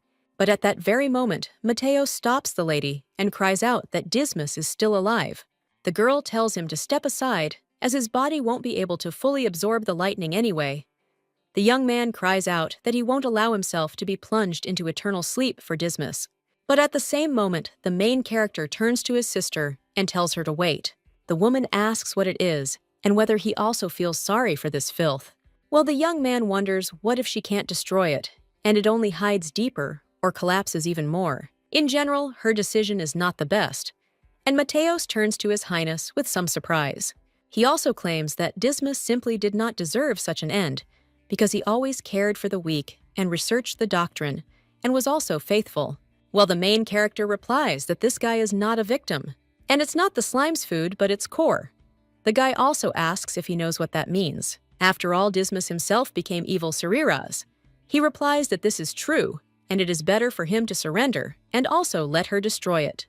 But the guy immediately cries out that this can't be because God would never have abandoned him. Valencian screams out how stupid this is, and does he really not understand that this is irreversible? After which the guy tells him to leave, but Mateos, he says to leave him because he will somehow persuade him. Siri at this time suggests simply leaving this fool to plunge into eternal sleep there. At this time, the monster sees 3 intruders and understands that there is a lot of mana there. He understands that this is a victim, and it needs to be absorbed, after which he creates a blade, and then he throws it at the 3 of them. The protagonist notices this, after which he bends down and pushes the others. But the blade still wounds his leg. Siri shocked turns to Valencian. Mateos also turns to His Highness and helps him to stand up, asking if he is okay. The guy replies that it is quite possible, and Siri takes out his staff and then confirms it, that this monster chose the wrong opponent, because this guy is her chance for promotion. So until he definitely falls into eternal sleep, the lady directs her power at the monster, and Mateos screams desperately at Dismas while he writhes in pain. Then the guy asks if Dismas doesn't see that. Because of him, people are falling into eternal sleep, and he wonders what happened to him. The main character realizes that this guy is not at all like the Mateos he knew. He is younger than in his previous life, and this guy does not have the gloominess that was characteristic of him then. The girl at this time deals with parts of the mucus, after which she turns to Valenciana and suggests leaving this to the Order of the Black Knights. After all, if they still use magic, the ceiling will probably collapse. The guy replies that he agrees and that we need to retreat. The main thing is that they found the filth, and the Black Knights will handle the rest. But at that very moment, something behind them makes a sound, and when the young man turns around, he sees a monster and screams for the others to run as fast as they can, because this is an abomination. Seeing this, Siri curses, and Mateos tells His Highness that they need to run away quickly, after which they run, and the girl once again uses the spell on the monster and covers it with stones. The protagonist notices ahead long-awaited exit from dungeons. But at that moment, when hope is already flaring up in his heart, Mateo suddenly stops. His gaze directed somewhere ahead, as if he sees something inaccessible to the rest. Air around becomes tense, and the steps freeze. Valencian cautiously looking at his companion, he asks what business. Mateos quietly replies that, if they now will come outward, then all the people who are outside, they will be under threat. His words sound calmly, but you can feel it in them, solid determination and inner faith in one's own solution. Siri Rice can't stand it anymore, and asks what they are gathering to do next. She suggests not to delay, and how can leave the dungeon faster, because delay maybe cost them life. Her voice trembles with tension, and every word echoing in the dark corridors. Mateos, remaining in place, asks His Highness. A little wait. Then he does deep inhale and gather magical energy that flares up around him. Soft radiance, light concentrates in his hands, forming streams of cleansing forces. He admits that his skills in purification were stronger than in healing. Therefore, everything he does now is his limit. A look appears on his face, tired, but in the eyes is on fire, determination to finish what you started. Even if this will require with all my strength. Mateo speaks Valenciana, so that left without him. The Duke was amazed and did not immediately understand what he is getting at by asking what exactly. That conceived, there is a note in his voice. Anxiety, because he feels that solution. Mateosa, associated with the victim. Mateos explains that, being a novice, he cannot act otherwise. How a man who believes that everyone is equal before the light will not allow the monster to escape outward, even if at the price this will become his own life. For him, it's not just a debt. It's trial faith. Valencian exclaims that it's madness after all. Abomination is an enemy that cannot be defeated.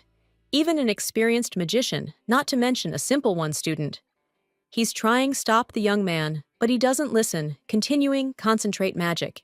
Mateos answers that when light was with him, he saved hundreds of souls and cleansed thousands. Therefore, he has no right to retreat now. Let even this fight will be his last. He must to fulfill the will of light to the end. While in the heart, Mateosa lives faith, that he still follows his own fate and controls. By her fear does not find in him places he feels inner strength, as if an invisible hand leads him forward through darkness and doubt, supporting even in the most heavy moments. At the same time, Valencian realizes that Mateos and that one mysterious black holy, absolutely different people. One driven sincere faith and striving for the light, the other, cold darkness and merciless by will. This difference becomes for him obvious, and in his heart is emerging cautious confidence. By more, it is forbidden, say will bring Li Mateos real benefit to the imperial court, or will become only temporary ally. But Valencian firmly decides that he will not allow, he will die or fall into eternal sleep. Because in this, he feels like a young man, something more than just a soldier. He states that will do, with him not intending to leave his comrade alone. Siri is shocked by his words. In her look appears anxiety mixed with incomprehension. She doesn't believe that he really is going to do this. Soon the woman can't stand it and screams out loud indignation. She asks, I haven't lost myself, is he sane? The Duke calmly answers that necessary report to the Empress about everyone and bring them there. Tentia, after all, situation becomes too much dangerous to act alone. Siri Rees does not calm down, and with bitterness asks if he himself really wants to plunge into eternal sleep, as if death is something for him. Noble goal, her voice trembles in it. Fear and hidden sounds are heard, care, but Valencian Sharp suppresses her words. Forbidding sister even think about follow him. He speaks from the inside determination that does not allow objections. After all, she is the only one who can convey the message to the Empress. He reminds that, exactly, she is their last one, hope for salvation. If she will die, no one will be able warn Empire of the impending threat. These words make Ceres freeze, realizing the seriousness of it, what is happening. Sometime, Lady hesitates, but then squeezes teeth and decides not to argue. In her eyes appears stubbornness and pain. She states that, if Valencian still plunge into eternal sleep, then he will find way to get it back. she swears that will revive him, and then personally will force taste the eternal again sleep, not like enemy, but how edification to him who dared neglect in her words. Her determination seems almost crazy, but you can feel it in her true devotion. After all, how she said it more than once, this guy is her chance for promotion and recognition at court. Losing him means losing her own dreams. Therefore, Siririse isn't going to let fate take her to manage them of their own free will. The Duke not paying attention. Attention to disputes breaks. Part his own clothes. A piece of fabric serves to him with a bandage, which he tightly wraps fresh wound, not allowing the blood to flow to the ground. His movements confident and familiar, as if pain has long been his companion. Approaching Mateos, Valencian asks, realizes Lee that as far as recklessly fight abomination without magic artifacts. His voice does not sound reproachful, but rather examination, readiness, and fortitude of the young fighter. The hero compares such an act with a step forward eternal sleep, where there will be no return. Mateos only silently nods, accepting this risk. Then Valencian offers to him keep behind, so as not to lose life earlier, then will begin a real battle. Mateos is being prepared. Use his cleansing power, and his companion takes on the task of destroying everything that will stand on their paths. Their actions become a single rhythm of battle. Light and steel intertwine, turning into a deadly alliance. After short respite, Mateos addresses His Highness. His face illuminates barely noticeable smile. Fatigue can't hide, respect that arose in the depths of the soul after what we had experienced together. He thanks Valenciana and admits that he was mistaken in his judgment. He says that the rumors spreading in the capital blinded him, forcing him to believe false words about the scandalous heir. Now before him stood a worthy man, Honor. The protagonist, however, responds with a cold shoulder with prudence. He notices that the guy is too rushed to conclusions, because there is still a way to go, is far from finished. And if that will decide, run away at the first sign, danger. Everything that is said will not happen, have values, but their talk interrupted. From darkness underground passage, a monster appears, slowly approaching them.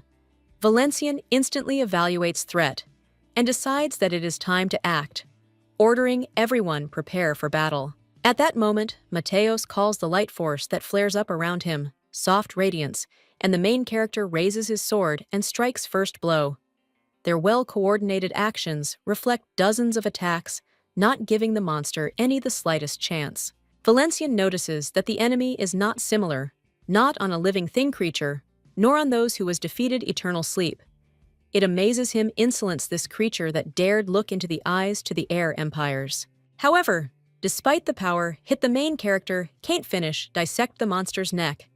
Mateos understands that the monster's flesh is incredibly dense, and the bones are like stone, as if created to resist death. The guy offers try to clean it again, using more light, but Valencian stops him with a gesture. He warns that there is no point in wasting power, because the outcome is already predetermined. Concentrating, the hero does powerful jerk and strikes the decisive blow. The monster's head falls to the ground with a dull sound, and the body collapses following. In silence, he mentally curses creature, sending her back into the abyss. Mateos immediately begins cleansing defeated enemy. His hands are enveloped light, and the darkness that has permeated the remains begins disappear. He notices that although they manage to win, complete cleansing will take many time. The main character in this time becomes wary. He feels that the danger has not disappeared, and advises Mateos is in no hurry to leave. In the air is hovering, feeling threats, as if someone is watching them from darkness. Sight Valenciana rushes into the distance of the corridor, where barely are visible vague shadows. He feels approximation new creations, and is set the question, did new ones really appear before them again? Filth, thirsty for blood and light. However, when a guy is full determination and fighting spirit readiness, he sees them, he suddenly freezes as if in a daze. The next, a blink of his eye expand in horror, and he gasped, screams, unable to hide the shock of what he sees. Before he could come to his senses, the guy was overcome instinct warrior. He is stronger, squeezes the hilt of the sword, and barely enemies take a step forward. Activate Imperial style of fencing first level, the technique that was taught to the best fighters, ancient capitals. However, even in the midst of, the guy notices the battle's lateral vision as one of creatures breaks out from encirclement and rapidly rushes towards Mateos. The creature moved surprisingly fast. His massive paws thundered on the stone slabs, and the eerie roar was reflected from the walls. At that very moment, Mateos, not giving in panic, concentrates all his inner strength. His body envelops barely noticeable radiance, and invisible wave energy breaks throughout. The monster, before it could get any closer, seemed to runs into a wall and falls cringing from the unbearable pain. The Alencian immediately runs up to the boy, assessing the situation with a quick, experienced glance. He gestures for him to be on guard, as the muffled footsteps of approaching enemies can still be heard all around. A few moments pass before Mateos, breathing heavily, turns to face His Highness. The protagonist realizes that loses too much many red liquid. He feels like with a swing of the sword, his body becomes heavier, but the movements are less accurate. Perhaps his consciousness has already become clouded because the guy suddenly notices that one of the monsters is back again, rushes straight at him. His eyes are burning madness, and from a roar bursts from the throat in which can be heard mixture rage and pain. A second of delay could cost life. And it was at that very moment, when it seemed that the blow was inevitable behind my back. The whistle of a blade cutting is heard a moment, and the monster falls cut in half. Air is filled with the smell of magic and steel. Someone filled determination and strength intervened in the battle. Savior turns out Tentia Rudy appears next to her, hurrying towards Valencian with obvious excitement. His eyes full relief, but in movements readable anxiety. They assess the scale of destruction, noting that forces enemies until they run out, and the situation remains dangerous. The guy finds out that arrived with them, Siririse, Tentia, and Rudy. Their presence inspires hope, as if fate itself had sent them help in this desperate hour. The lady with blue hair reports that her, Your Majesty in advance, warned about hidden charms protecting dungeons. On the ceiling underground, water supply really imposed ancient magical seals, holding vaults from destruction. These spells remaining with time's old empires shine dull light, barely noticeable through dust and moisture. Girl, without losing time, raises his hands, concentrating flow strength. Her magic breaks through outward dazzling light, from which even monsters instinctively retreat. Wave energy, like a storm of light, rolls through the hall. Valencian realizes that no matter how many times he's seen Sararise's magic, it's always impressive. Tentia approaches His Highness and claims she heard he was injured, to which the boy replies that it is. The lady immediately pours a healing potion on his leg, and the boy thanks her. Rudy, meanwhile, turns to Mr. Valencian and suggests that perhaps the man next to him was only pretending to need help and was actually trying to harm him. She then points the trigger at the man and offers to check. But the protagonist immediately stands in front of Mateos and tells the girl not to worry, as everything is definitely not right, after which the lady says, fine. But at the same moment, another monster appears, and Tentia reports this. But the monster claims that the knight is strong, after which he screams that he will absorb her and take her power, and then he can become as powerful as she. But the girl deftly cuts down this monster and says that if he wants to become truly strong, he must first realize that there are no shortcuts to this. Rudy also shoots the monsters with a revolver and claims she cleared the way for them, and the protagonist claims she did a great job. At that moment, someone else approaches them and says these guys are tough. However, it's all futile as they are doomed to be consumed by darkness. The boy also turns to the warriors of the past, telling them to rise up and destroy them. At the same moment, civilians are being led there, and the main character, seeing this, asks if they really decided to use the citizens as hostages. At that moment, the slime begins to grab them, and the monster forms a large web with victims. Siriraz claims that everything is not so simple because this is a summoning ritual, and they are going to use them as victims. Mateo, shocked, asks how they can stop this. And if they know a way, he asks for a hint, claims that this creature does not belong to the caster, and his friend cannot recall the summoned creature, but those people behind most likely can. And simply putting his friend into eternal sleep isn't enough to stop them, so the protagonist cries out, asking what to do. The girl replies that the only way to quickly neutralize the magic circle is to put the victims into eternal sleep. But Valencian understands that the scale of the magic circle is too vast, and something more dangerous than the creatures they've encountered so far will likely emerge from it. And then Lilith will likely have to intervene. For the greater good, the lesser must be sacrificed. Well, at that very moment, one of the boys in the web screams out asking for salvation, and the main character clenches his teeth and then claims that they will tear these damned invaders apart and save the people. Everyone else agrees, and Sarah Ricey comments on how her brother loves to take the hard way.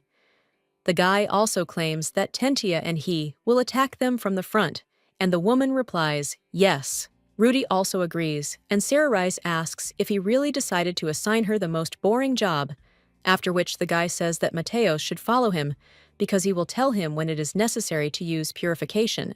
His interlocutor immediately agrees, and the protagonist insists that he's clarifying for the last time that now with everything turned out this way, his friend will definitely not survive, and he wonders if he'll hate them.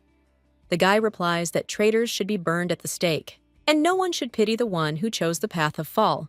Valencian understands that these are the beginnings of the Black Saint and thanks him for the direct answer. Meanwhile, Sarah Rice begins using his magic, and the protagonist attacks with his sword, after which they deftly cut down all the monsters. But at that moment, one of them sprouts paws from his back. Tentia cries out in alarm to His Highness, who replies that he knows. The boy then uses the Imperial Level 2 swordsmanship-style non-existence, but the monster quickly regenerates and attempts to attack the protagonist. Rudy immediately shoots it with a revolver, then declares that Mr. Valencian must not be harmed.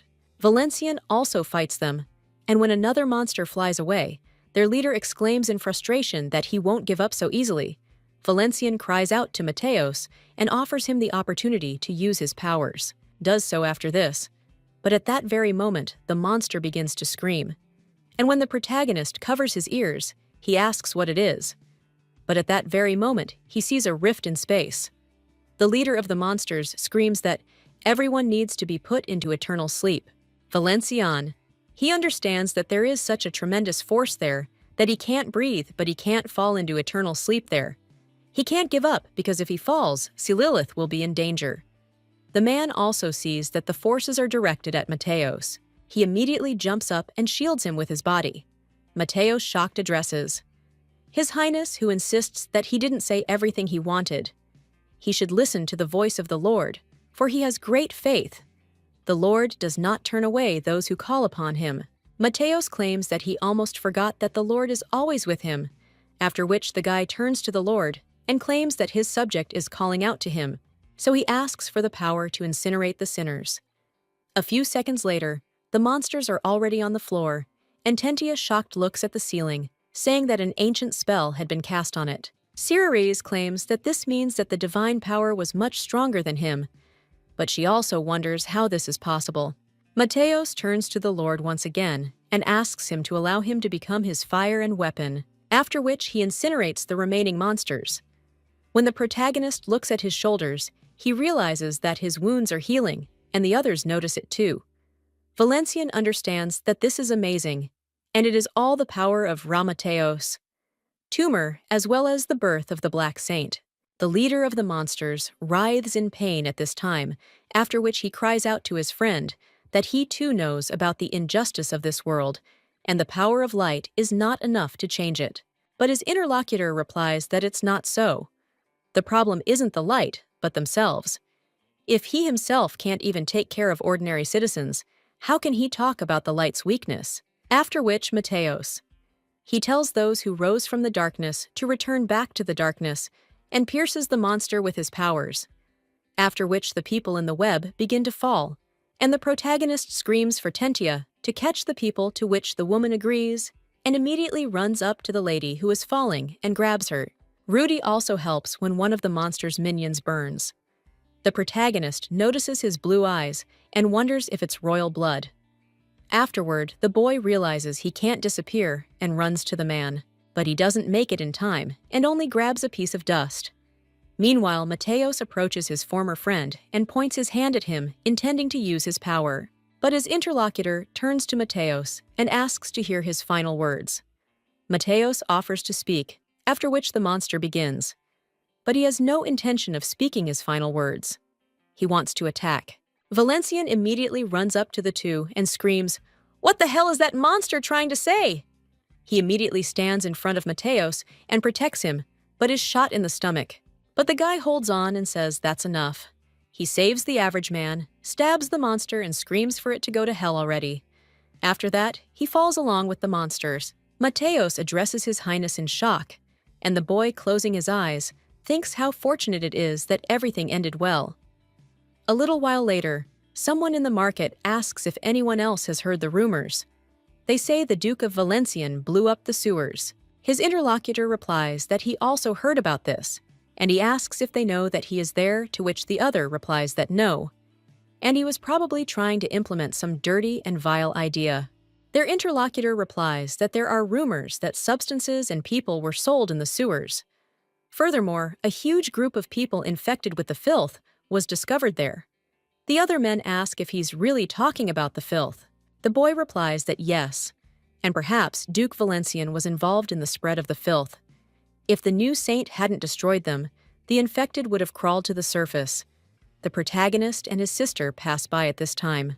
The girl tells her brother that this is just another colorful rumor about the Duke being connected to the infection. The boy then smirks and says, "Yeah, right. He almost fell into eternal sleep from the hole in his stomach he got trying to save ordinary people from the coming of the filth." The girl asks what he means. He almost fell into eternal sleep because the new saint helped him with his prayer as soon as he had the chance. The protagonist replies that it was a tavern, but he'd been in bed for weeks, recovering from a battle with the infected. Cirarest says that in any case, this new rumor suits him very well, and her interlocutor asks if it's true, after which he claims to like him too. Then the two enter an alleyway on Knowledge Street. Looking around, the guy understands that everything there doesn't resemble the autonomous Ivory Tower district at all, and it doesn't resemble the Street of Knowledge itself at all. The girl replies that this isn't surprising, since it's a place where academy graduates who have severed ties with it come. There are few jobs for mages in the Empire, so many of them are going underground. The young man asks what they do there, and his interlocutor replies that they deal in illegal potions, artifacts, and scrolls. Basically, they produce and sell everything illegal related to magic. These goods are always in demand, so the place easily grew to quite a large size. Cirarest. He claims that he doesn't know anything about this place, so she's interested in who he's looking for there. But at that very moment, the guy notices a shop and says that it's the place he's looking for. When the two go inside, they see a young man with green hair. The guy greets them and claims that the magician Bastatine's potion shop is happy to welcome them. The guy asks if they're looking for a healing potion, a love potion, or perhaps something for luck. Since he has everything, the protagonist turns to Bastatine. He claims his shop is closing for the day.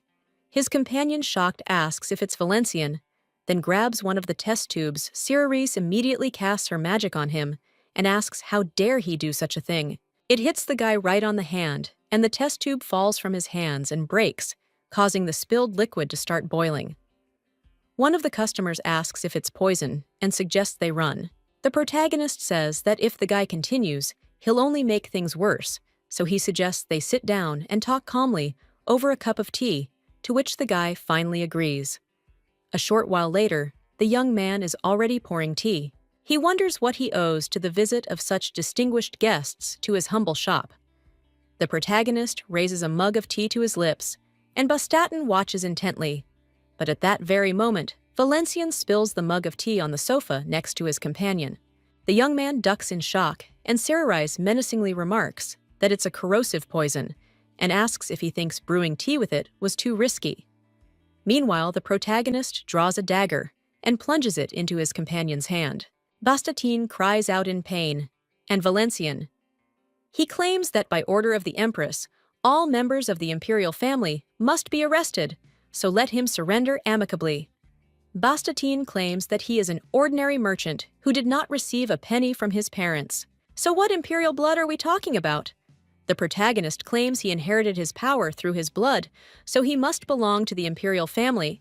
He talks about these cursed bonds and wonders how long they will hold him. He also begins to use his power. Sariraz, noticing this, asks what he's up to, and aims a spell at the boy, but he deflects it with his hand. The protagonist, shocked, asks if he really deflected the blow with his scales, and the girl says that it looks like these scales are not quite ordinary Valencian. He understands that the imperial red liquid was mixed with red liquids from different races. This guy is clearly related to the lizardmen, and that's why he's so good at manipulating poisons. The protagonist wonders if he's enjoying the inherited power, but doesn't want to fulfill the duty that comes with it. His interlocutor asserts that he never considered it a gift and always wanted to live a normal life. But the Duke replies that if the boy had been ordinary, he would have been gone after Cererisi struck him. Bastatin cries out that he's not going to give up, but the protagonist replies that it's only for now. He also understands, judging by his stance, this guy is a close combat fighter, so he can use pain fusion. But at the same moment, Valencian coughs up a red liquid and wonders if this is poisonous gas. The Duke realizes he's mistaken, as this guy isn't a melee fighter, and he also understands he needs to suppress the poison with Monastery Rise. She says that she has difficulty breathing, after which she falls down, and the main character screams to his sister. He immediately runs at Bastatin and screams at him for daring to harm his sister. The green-haired boy blocks the blow and then pushes the protagonist away. The boy realizes his technique has only scratched his scales, and the poison continues to penetrate his body, despite being restrained by Mana. Bastatin addresses his lordship and says that if he continues to hesitate, I will prevail, and victory will be his. But at that very moment, the two see lightning in front of them, and Valencian understands that this is Cererisi's spell, after which he joyfully turns to her and Bastatin. He asks how this happened. The woman claims she initially slowed down because she hadn't encountered poisons in a long time, but protection from them is the foundation of magic. While the green-haired guy is distracted, the protagonist immediately tackles him to the floor. He holds a dagger to his throat and claims that this guy is capable of releasing poison through his mouth, and that perhaps he should be beheaded. He also asks his sister what she thinks, and Bastatin tries to shake his hand, but the protagonist immediately stabs him in the shoulder. He also claims that a drop of red liquid is an excellent tool for initiating dialogue. Cererisi. He claims he was able to deflect one lightning strike, but can he handle the constant lightning strikes? The green-haired youth claims they're just demons, and the protagonist asks him to tell him everything he knows. Valencian. He says he knows there are bastards hiding in the academy with the imperial red liquid. The guy, shocked, asks how he found out about it, and his interlocutor replies that they even created a secret society, and the guy seems to be helping them using his status as a graduate. Meanwhile, someone from the academy approaches Jin and suggests they go with him. Meanwhile, the protagonist asks the green-haired boy, who is the leader of this community. One of the students approaches Jin and asks how the magic test went. Another guy replies that, of course it was good, because it was Jin. Their interlocutor claims he prepared extensively because he wasn't confident in his abilities, but ultimately managed to solve all the problems. He also claims he'll go because he still has assignments left, to which they agree, commenting on how diligent he is. A short time later, the young man runs into his dorm room and begins searching it. He then looks in the mirror and realizes his eye color has changed. The guy understands that he needs to find this thing faster, and after rummaging around a little more, he finds a bottle with a potion, and when he drinks it, then his eyes change back to blue. Jin turns around, wondering if anyone's there. At that very moment, he hears someone approaching and throws a dagger in that direction. It turns out that this is the main character, and he dodges, and Jin, looking at his face, asks if this amount is really the Empress's rabble-rousing brother named Valencian. The protagonist replies that the guy is quick to think about his interlocutor, who asks how long the Duke spent in this room, Valencian. He says that it took him so long that he began to doubt whether he had opened the wrong door, after which Jin attacks him, and he cries out, "What a rat!" The protagonist thanks him for the compliment and then repels the guy's attack. The young man realizes that all is lost because the man saw the color of his eyes and realized he was a member of the imperial family. Valencian waves his sword in front of the young man, and he understands that he needs to dodge, but at the same moment, the main character kicks him with his foot, and when Jin falls, he says how mean it is. His interlocutor replies that in a fight, the one who plays the dirtiest always wins. At that very moment, the young man moves toward the Duke and casts an explosion spell. Valencian is so excited about this, flies away. But when he opens his eyes, he sees that the young man is running away, after which the guy starts running after him and screams for him to wait, because where is he going? At that very moment, he jumps and grabs the guy, after which the two fly out the window and then fall to the floor. Valencian pins the guy to the ground and says that he's got the bastard. If he surrenders voluntarily, he won't have to bleed so much red liquid. The young man then cries out that a student from the Imperial Magic Academy has attacked them and tells everyone to go there. At this point, one of the students asks if he's really coming from this Imperial Magic Academy and if he even knows where he's headed. Then they finally see the main character and scream for him to be celebrated because they're about to throw him into the lake. Jin breaks free and starts running, and the protagonist realizes that the streets of knowledge have another name. They're called Battle Street. The reason for this name is simple. It's home to a lot of hot-blooded young men who are always up for a fight. That's why there are mass brawls there every day. Every student at the academy is always ready for a fight, and when students attack him, the guy screams, "What a vile idiot Jin is!" At that moment, someone else turns to the boy and says, "He can't cope without her." Valencian cries out that sister came just in time and asks for help. One of the students asks, "Who else is this?" The girl begins casting a spell, then directs it at a group of people. The protagonist standing among them asks Ceres if she's forgotten anyone, after which the boy is also struck and wonders why. A little while later, the three are already sitting in the dining room, and the main character, sighing, says that he thought all his hair was being pulled out. Ceres says it was interesting to watch how the students tried to tear apart the offspring of the imperial family. The guy replies that it doesn't matter, and what's more important is whether the bone rings are skull-shaped. Bastardin asks what kind of rings these are, and the main character replies that those who took Jin had such rings. This is the sign of the Ancient One's followers, and Jin himself is the imperial heir. So he hasn't yet fully submitted Ceres' turns to Valencian, and says that if the majority of the imperial family is truly doomed to fall under the Ancient One's influence, he will be able to do so. And if this is confirmed by their actions, will Her Majesty leave them alive? The boy replies that she's not one to simply dispose of loyal subjects, but he understands his sister's concerns. The girl then asks why they don't find the bastards first.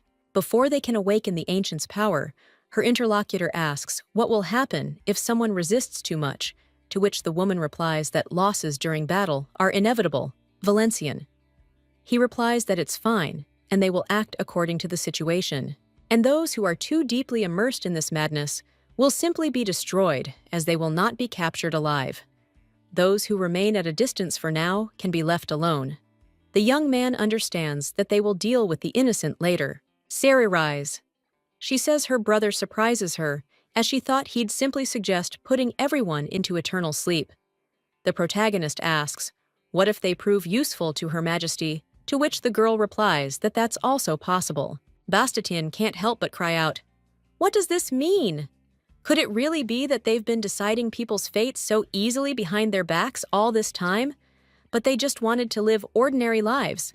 The Duke claims that people with imperial genes can master swordsmanship and magic in a matter of days. So how can such people live ordinary lives? Let the boy look around. Everyone pores over textbooks, earning themselves gray hair, and that's what ordinary life is. Magic and fencing are boring and difficult, and he interacts with poisons whenever he wants. So does he really think this is normal life? Well, the young man replies that putting them into eternal sleep is too much anyway. Valencian replies that he did say that they won't plunge everyone into eternal sleep. They will only do this to those who are too deeply mired in this.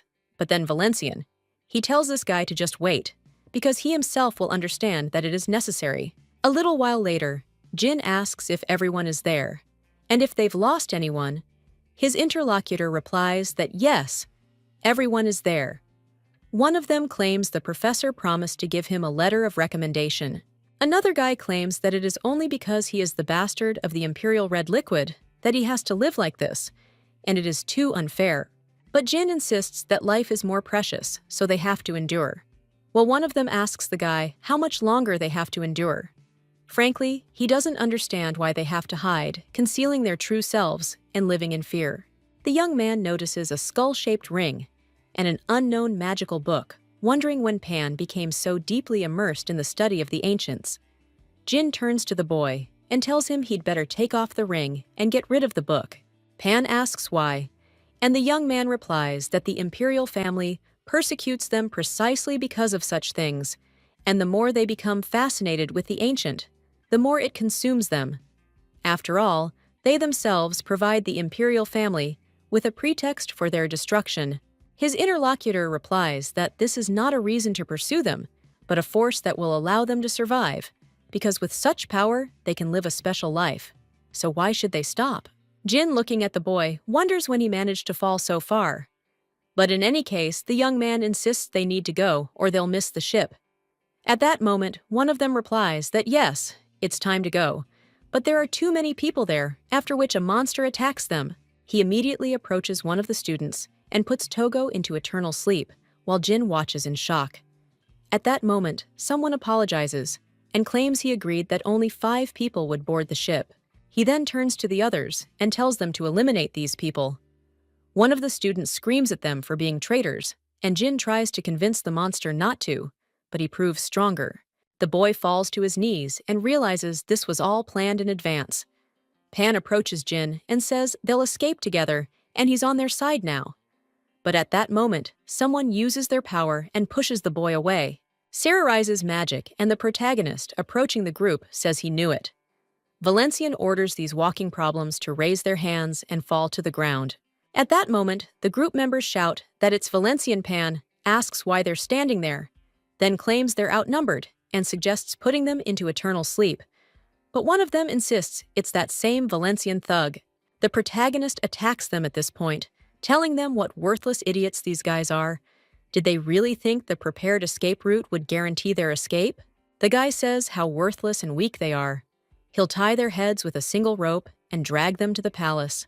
He also tells them to witness the magnificence of his swordsmanship, and the people in the group scream that he's gone crazy. Bastatine. He claims he has nothing to say, and that they truly thought they could live like ordinary people, but such words are not appropriate for the bastards of the imperial red liquid. Sarah replies that this is definitely true, and it's even funny, others from birth. But if they could enjoy a normal life, it would be nice, Bastatin. He replies that this is impossible, at least now. And the woman sighs and says that he is right. Right now, he can see the reason. The green-haired boy wonders if this is really their karma, and the boy asks how he should have lived. The girl quotes the words about how, with the emperor's legacy comes responsibility. To prove one's innocence, one must take on the corresponding responsibility. Ours repeats the word responsibility. At this point, Pan rises from the ground and in a rage unleashes a special power. Valencian turns to his sister and asserts that they are all about to fall into eternal sleep. The girl screams in shock that they've been spotted. Meanwhile, Jin, sitting on the ground, shakes and calls out to Pan. But the protagonist immediately lifts the boy by his cloak and asks what he's doing and if he'd better wake up. But at that very moment, Jin grabs the Duke by the robes and cries out that if he hadn't attacked Pan, he wouldn't have gone so berserk. Valencian, with a sarcastic grin, asks if the young man really means to say he drove the man mad. His interlocutor screams something about what would have happened if he hadn't provoked him. But at that very moment, the protagonist lifts the guy by the collar. The young man cries out in shock, wondering what he's doing. The Duke wonders why they should leave alive someone who could testify against him, so he simply destroys the evidence. Valencian then throws the boy to the floor, where he begins crawling away on his knees. The protagonist, with a smile on his face, says that the young man is so pathetic. At this time, Sarah turns to Valencian and asks what he is going to do, but the guy replies that he doesn't even know, and asks his sister if she has any ideas. The girl asks if he really thinks she's encountered something like this before, even though she's read about this monster. If this is a form of mutation, then its core must be deep inside. They need to cut it somehow so that the core is revealed. But the guy claims that his fire is not enough and asks what if they burn it with lightning. But the lady replies that she doesn't even know because casting lightning on such a clear day would take at least 30 minutes. The young man replies that it's too much, and in half an hour, the entire area will be wiped off the face of the earth. And if they make a big fuss over a few warehouses to the cellar, Her Majesty will wipe them out. The girl then asks, "What if we destroy it from the inside, for example, with poison?" But when she says this, the two immediately turn to Bastatin. The young man asks what they want, after which he even claims he can't do it, since he's just the owner of a regular pharmacy. The protagonist wonders if he still hasn't figured out the situation, and Skriri stops him and asks Bastatin if she didn't tell him. That now is his chance to find the life he wants. The young man repeats the words about responsibility coming with the Emperor's red liquid, after which he clenches his fists and says he understands. The boy immediately covers his hands in scales and approaches the monster. Then he starts casting a spell and jumps right into the monster's mouth. Jin watches in shock, and the protagonist screams at the guy, but Siririse tells him to wait, after which the monster's head begins to move strangely. And then the guy breaks free of her Valencian, cries out that the cannonball has appeared, after which he turns to Jin and says, "It's his turn now, so let the guy finish him off," and he's obligated to do so, to which the young man agrees. He takes his sword and claims that he was after all among those who started it all. The boy leaps at the monster and screams for it to look at him, after which he bids his friend farewell and points the blade of his sword at the core. A short time later, one of the Academy's employees claims that despite the recent unpleasant incident, the student has become an example to others, for which he is being awarded a prize. Some of the students whisper that the Grand Duke of Valencia is implicated in this matter, and his interlocutor asks if he's serious. The other guy replies yes, and asks if he's heard rumors that bastards from the imperial family are hiding on the Street of Knowledge. One of the students asks irritably, "Who doesn't know about this? These damned idiots are naturally gifted at everything, but they pretend to put in the effort. It seems they needed a pretext to get rid of the bastards, so they unleashed the filth. But they went a bit overboard, and this monster appeared, though another guy insists it's nonsense. But even if that's true, since it's connected to filth, Her Majesty certainly wouldn't ignore it." At that moment, the boys see Jin approach the professor, who then presents him with an award, and everyone applauds. As the young man leaves the stage, someone addresses him and congratulates him, saying that, as expected, he is the pride of the court aristocrats. Jin thanks them, and his companions ask, how about a drink to celebrate the occasion, as a new place has opened nearby? The young man then apologizes, but insists he needs to go and is too tired today. A little while later, the guy looks at his watch and realizes that he is late. But this person has probably already arrived, and maybe he is in the room. At that very moment, someone behind him replies that no, he is there. The young man immediately turns to His Highness and asks how he knew he would be there. The man asks if there's anything he doesn't know, then hands the young man a bag of money. The genie is surprised and says it's a bit heavy and contains more than last time. The guy replies that it's because the money isn't just for him. There's not much left. So let the guy take care of everyone and make sure no one slips into black magic out of need. After graduation, let him continue to pretend to be a friend and help them, because from a black magician to a bearer of evil, there is only one step, to which the guy replies that yes, and he understands. Valencian. He says that it was not for nothing that he hired him into the secret chancery at the palace department. So let him keep an eye on the bastards, to which the young man agrees. He is silent for a moment, and then bows. He also says he's very grateful for the opportunity Valencian gave him. The man asks what he's talking about, and whether he's talking about preserving his core, to which the young man replies, yes, because His Highness helped him.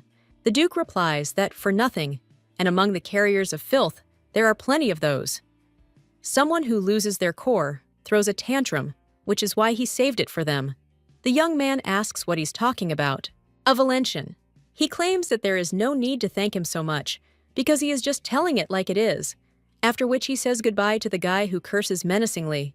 A short time later, the Empress is seated at the table, after which the Duke approaches Her Majesty and asks if she invited them.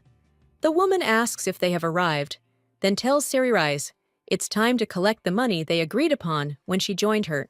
The girl, smiling, says she remembered that she couldn't collect from the casino. The Empress claims she'll soon send knights, so let the girl go and collect the money and show no leniency to these drug dealers. The girl then bows before Her Majesty and thanks her for her favor. The Duke claims the Empress looks especially bright today and wonders if something joyful has happened.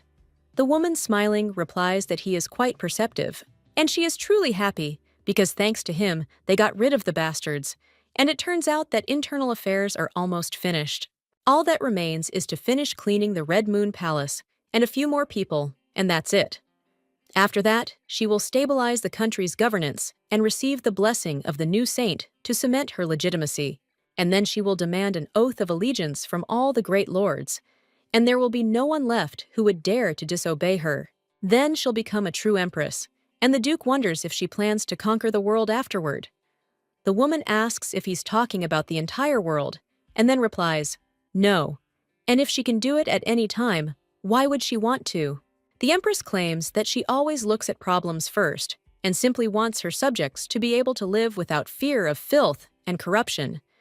The protagonist smiles and realizes that Lilith is a born monarch. Everything is as expected, so it's very good that he stopped that war.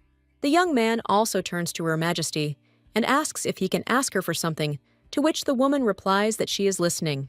The guy claims that this concerns those who remained in the Red Moon Palace, and he asks if Her Majesty can test him once, to which the woman replies that if he wants that, then fine, because he already goes through tests all the time.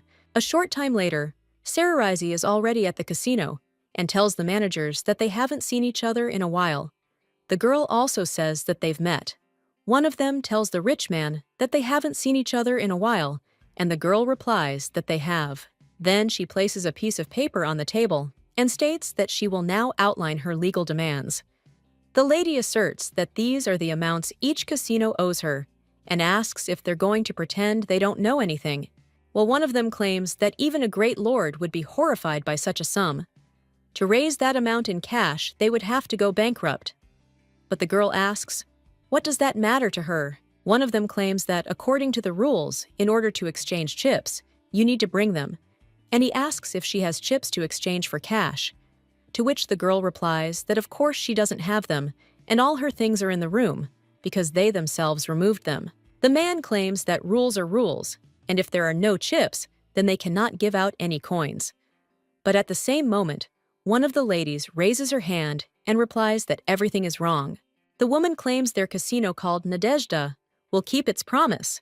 One of them exclaims in shock, wondering what she just said, while the other asks what kind of nonsense she's talking about. Another of the owners tells Nadezhda that they agreed to stick together. Siriras understands that it seems Valencian promised something to the Red Mask, so this is not surprising. At this time, the woman tells the lady to give her a week, and she will give her the entire amount in cash, to which the girl agrees, and states that she gives them all 10 days. By noon on the 10th day, everyone must prepare a bag of gold coins, and she thinks it's not worth even mentioning what will happen to those who disobey. The casino owners are only offended by this, and one of them stands up and declares that she'll go too. When the girl leaves, one of the men insists they can't leave things as they are, and the other owner asks if he has a plan. The man replies that the Empress is planning to destroy them all, so they need to escape, and they have the strength to cross the border. A few days later, someone addresses the brothers and sisters and greets them. This is the underground secret room of the Red Light District. The man claims his name is Ranchea and is about to announce his escape plan through the Red Venetian Palace. At that moment, someone says that this idiot is trying to sell them something again.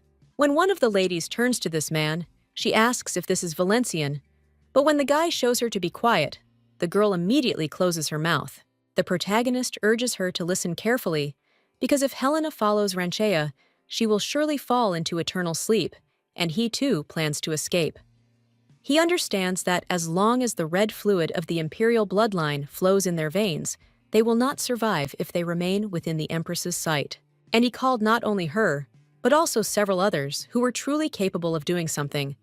So if she wants to live, let her come into the next room and ask him what he's talking about. A little while later, she enters the room, and the boy realizes that Helena is here. Everyone's here after all. These half-siblings were the ones who helped him in his past life, so he can't let them fall into eternal sleep again. The woman asks Valencian what kind of nonsense he was spouting a minute ago. Someone else claims to have the same question, and she wonders what he's up to and why they're there. This guy is a scion of an imperial family named Hard-Written, Denia. He adds that, frankly speaking, he doesn't inspire confidence, after which the guy smiles and claims that he is Valencian, and also an advisor to the Ministry of Affairs of the Imperial Palace, so he sincerely welcomes those who have sworn allegiance to Her Majesty the Empress. At that moment, these people ask when they swore their oath, and the Duke replies that he is grateful to them for choosing him in Rancha's place. Their mothers come from great noble families, and even Her Majesty cannot execute them without cause. However, Her Majesty is tired of this boring stalemate, and these people are wondering if, in other words, she has decided to plunge them all into eternal sleep. But the protagonist claims that he convinced Her Majesty that losing such talented people as them would be a tragedy, and received from her the authority to convince them to join. Soon they will be able to swear allegiance, but until then their task is to convince their families to swear allegiance to Her Majesty, and having convinced their families they will be able to go home. If they wish to remain in the capital, they can do so as well. They will no longer be locked in the Red Viennese Palace. And what's more, they'll have a chance for career advancement, after which they ask if this is really true. At that very moment, one after another, they claim they'll do it, and the protagonist cries out to keep it up. He puts papers on the table and asks if anyone else wants to sign this document, because if so, then let them go out and do it, and then people immediately run there. Valencian, he claims that since they've already decided to sign the agreement, it wouldn't hurt to show their faces. He also asks if they could take off their hoods, which is what triggered the attacks. And the guy realizes that's great, since everyone he wanted to see was there. But at that very moment, he sees another person and wonders if it could be Justin. He still clearly remembers that very moment before he fell into eternal sleep. After all, it was the prince who staged the rebellion, so he will definitely become a nuisance again. The guy is wondering what to do and whether he needs to eliminate this guy right now. Justin asks if something is wrong, after which the guys answer no, and hands him a paper to sign, realizing he can't ruin the game right now. So we need to watch a little longer, because right now it's much more important to deal with Ranchia a little while later. The young man is already by the sea observing the situation there. He understands that this is a great escape of the Imperial Red Liquid, and that this has happened many times in his past life. Everyone's beginning is different, but the ending is the same. It all begins with a great escape, and Lilith will raise an army in the name of the throne, after which civil war will break out. In the chaos, the number of demons and corrupted creatures will multiply, and the Queen and the Republic will rise up against the Empire. The boy understands that chaos will erupt again, just like in his past life, so today he must nip the seed in the bud. The young man approaches Tentia, and when she responds, he asks if she will stop him if he decides to plunge all his half-siblings into eternal sleep today. The girl remains silent for a moment, after which she asks His Highness not to make her think about such things as it's too tiring.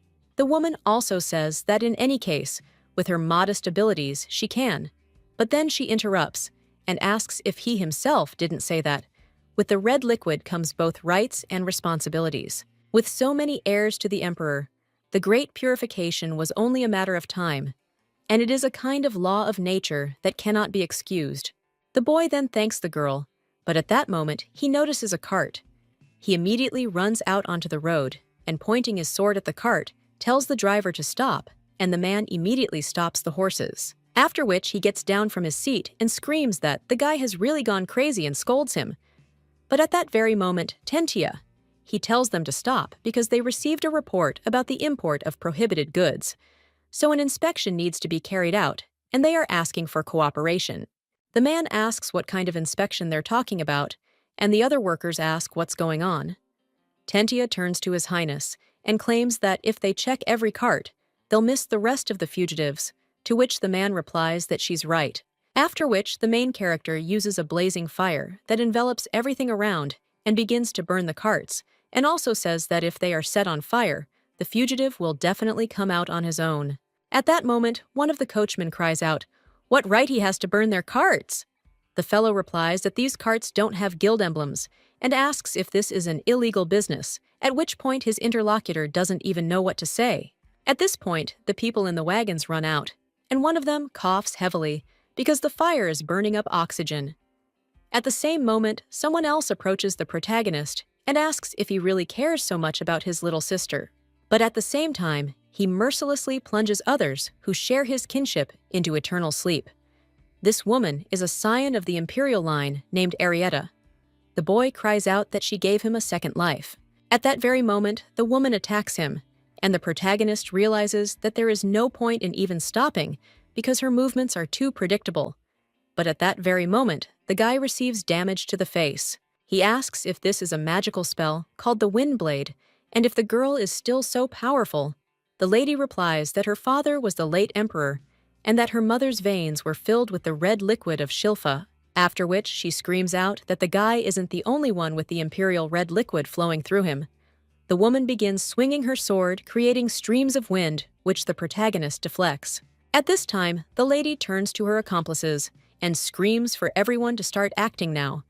And the guy understands that this was not for an attack, but for a breakthrough, after which the rest of the people start running, and one of them cries out that this damned city is finished. The Duke immediately runs after the lady, but just as he's about to grab her, someone pushes her forward. It turns out to be Rancha Arietta turns around, and while striking screams at the boy to continue to protect his sister and never regret his choice, and she no longer wants to live under the oppression of this tyrant. After this, the young man thinks everything is bad, but at the same moment, Tentia parries these blows and claims she will delay them, then suggests His Highness pursue the instigator. Ranchea, meanwhile, asks if they're talking about the instigators and asserts that he believes it's him. The guy immediately takes out a syringe and injects Arietta with it, saying that if they can stop him, they should go for it. The girl screams and begins to mutate while the protagonist cries out, "Did he really forcefully infect her? Has Ranchea crossed the line?" The blonde then runs away and asks if Valencian has gotten used to the infected, yet he simply has to survive again. The protagonist then merely smirks before something impales the monster. Ranchea turns around in surprise, and the protagonist shows Rudy, who's standing on a nearby tower, that she's a good girl. The monster, meanwhile, is about to attack Valencian again, but Rudy shoots at it again, wondering how this creature dares to attack its master. After the girl fires a few more shots, she notices the cannonball and deftly pierces it with one shot. Ranchea, meanwhile, jumps onto the ship, and when the Duke notices this, he realizes he's too far away and cries out to Rudy. The girl immediately turns to the guy and shoots him, hitting him square in the eye. The protagonist says it's great, but when he runs up to where Ranchea should be lying, he realizes she's definitely hit him in the head, but he can't see the body. Tentia shocked turns to His Highness, but the boy replies that Ranchea has disappeared, having escaped into the sewers that lead to the canal. The lady asks what to do now, but at that moment, the protagonist removes his cape, after which he claims that he will catch up with him, and this guy will come out through the exact pipe, shouting, "So let her go there," to which the woman replies that she understands. Valencian understands that. Before his reincarnation, Ranchea was also a problem when escaping, so he knows where the guy's headed. A little while later, the protagonist surfaces and sees Ranchea sitting on the shore. He asks if it's funny. After all, he accepted the ancient power, but it didn't instantly become stronger, to which the main character replies that this is exactly how it is, because it's an infection and not really effective. So why did he do it at all? His interlocutor replies that he knew perfectly well what he was getting into, and wonders if it needs explaining. Valencian claims that he also lost his family, to which Ranchea. He replies that yes, and he lost his brother, sister, mother, and everyone he had. Because they were on the first prince's side, he would definitely take revenge. Meanwhile, the protagonist begins to use fire piercing like a needle and directs it at Ranchea, telling him not to be led by hatred. Let him behave as befits a member of the imperial family. The operation is needed for something he can see, touch, and count. After all, they were born to live like this. At that moment, the man is about to attack, but the protagonist deftly cuts off his extra limbs. But Ranchea says what a fool he is. He'll simply infect the remaining body and recover. But at that very moment, the protagonist pokes him between the eyes, causing his interlocutor to fall and scream at him for being such a vile idiot. The protagonist, smiling, replies that all is fair in war before stabbing the man with his sword. His interlocutor then starts screaming, and the Duke wonders if this is an ultrasonic attack. However, when he opens his eyes, he sees the monster already escaping into the sewers. Ranchea, swimming through the water, realizes he needs to retreat. He then surfaces and realizes he needs to swim to the canal, and behind him is the eastern wall so he can escape. As the guy is about to go outside, he realizes he's almost there, but at that very moment someone grabs him by the shoulder. It turns out to be the protagonist, and he asks if the guy is talking about the place, and whether he really thought he'd let him go after those words. Ranchea cries out, "What a tough guy this guy is!" And the protagonist stabs him with a blade. The blonde clutches his wounded shoulder and cries out, "What a scoundrel he is!" Several syringes fall out of his bag, but the protagonist holds the guy and asks if he really doesn't need this revenge that much. Well, his interlocutor asks what kind of nonsense Valencian is talking about. Valencian. He claims he didn't lose everything, and that's why he lied. The guy asks if he's really afraid of this happening, so he only turned part of his body into a monster, and is still losing to him. Ranchea immediately yells at Valencian, telling him what a smug bastard he is. The guy is about to strike, but the protagonist dodges, after which the blonde man says the Duke is as agile as a rat. Valencian. He understands that it is too early to lose his temper, after which he screams for Ranchea to run after him, but his interlocutor screams that he will definitely tear him to shreds. At this point, Tantia sees Mr. Valencian and claims he's floating downstream from the canal into the river. Rudy claims she hopes he'll be okay, but the red-haired lady replies that it seems they don't need to help him, but to pray for him, and the other ladies ask what that means. The woman replies that the place where Mr. Valencian is heading is the cathedral. The boy, meanwhile, is swimming with all his might and realizes he's almost there. He's only just a little bit farther, but at that very moment, someone grabs his leg and pulls him out of the water. It turns out to be Ranchea, who yells that Valencian is caught. So let him keep yelling, after which the man plunges the boy into the water again and then pulls him out again. But the protagonist only cries out to Ranchea, thanking him. At this time, people near the cathedral see a man in the air and ask what it is. Mateos is also there, and the boy wonders if it's really a man. The protagonist immediately slashes the monster's limb and falls to the floor.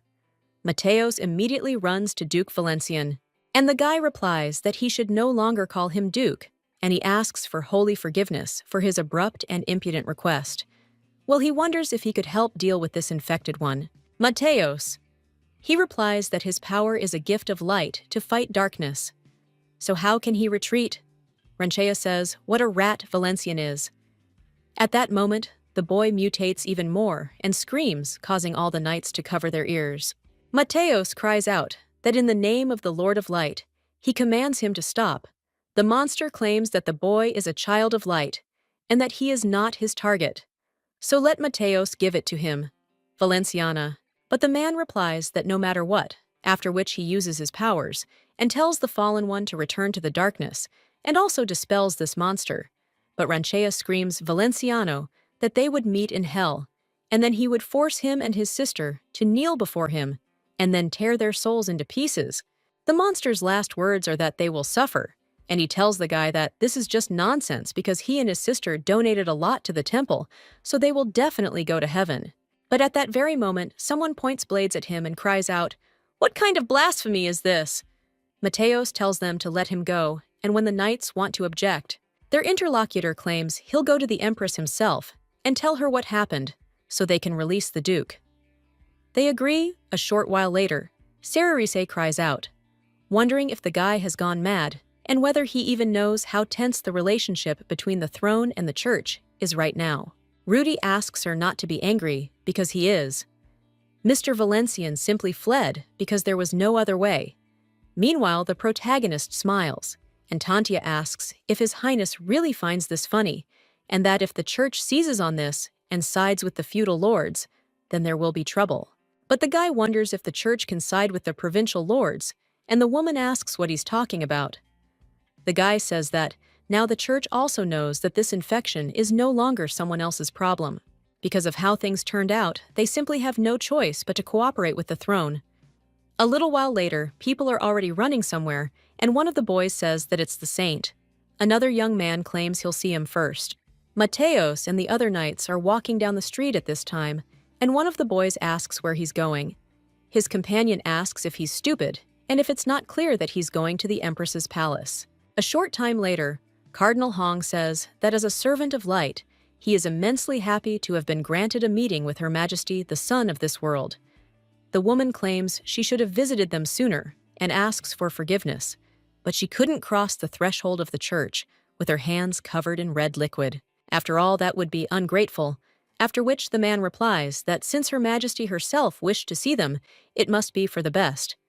The woman says that as a token of apology, they will donate 1,000 gold coins and strongly recommend that the Duke enter a monastery, and to other members of the imperial family, after which she asks if they will accept her apology. The cardinal replies that only the world and conscience have the right to judge Her Majesty. But if her soul is so heavy, he asks her to come to the cathedral this weekend. The protagonist understands that this is to be expected from Celilit, and she decides to convert the remaining members of the family into monks. At the monastery, they will be unable to make political decisions, meaning they will no longer be able to hinder her, and none of them will have heirs. The woman claims that she believes the conversation is over at this point, after which she also says that the Duke Valencian lingered, because she needed to discuss something with him, to which he agreed. When the church guests left, the young man turned to Her Majesty and asked what she wanted to talk about. The woman claims she heard the boy trying to find the fugitive Justianus and wondered if he was upset that he couldn't catch him. He ran out the gate while they were fighting Renchea, but she personally doesn't attach any significance to it. The main character then wants to say something, but the woman claims that he has neither the power nor the influential support, and that she has already sent knights on his trail, so this guy can be calm. But Valencian, she realizes that this guy is in fact the traitorous prince from a past life. The Empress tells the guy not to worry as she's nearby, and everyone who could become a new threat has been eliminated today. The woman also says that without a center of gravity, there is no power, after which the young man apologizes, saying he's shown her his weakness. The Empress merely smiles and claims he's a strange man, as he seems to behave willfully, but ultimately always helps by creating a situation that's advantageous for her. The Duke claims that Her Majesty is too kind, but it's all just a coincidence. He wonders if the lady noticed, and the woman replies that yes, miracles do happen in this world, but it's only considered that way because it doesn't happen twice, and she hopes the guy who's her only close relative will continue to act like a reckless idiot. Let him continue to produce the results she needs, and she'll turn a blind eye to any of his antics. The protagonist initially looks at the Empress with a bit of surprise, then sighs.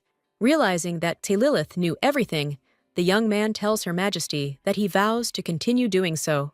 A little while later, Tentia is in the arena of the Knights of the White Order, and the woman tells the States that the gun is from Legends, and she only mentioned the story a few times, so this is the first time he sees it in person.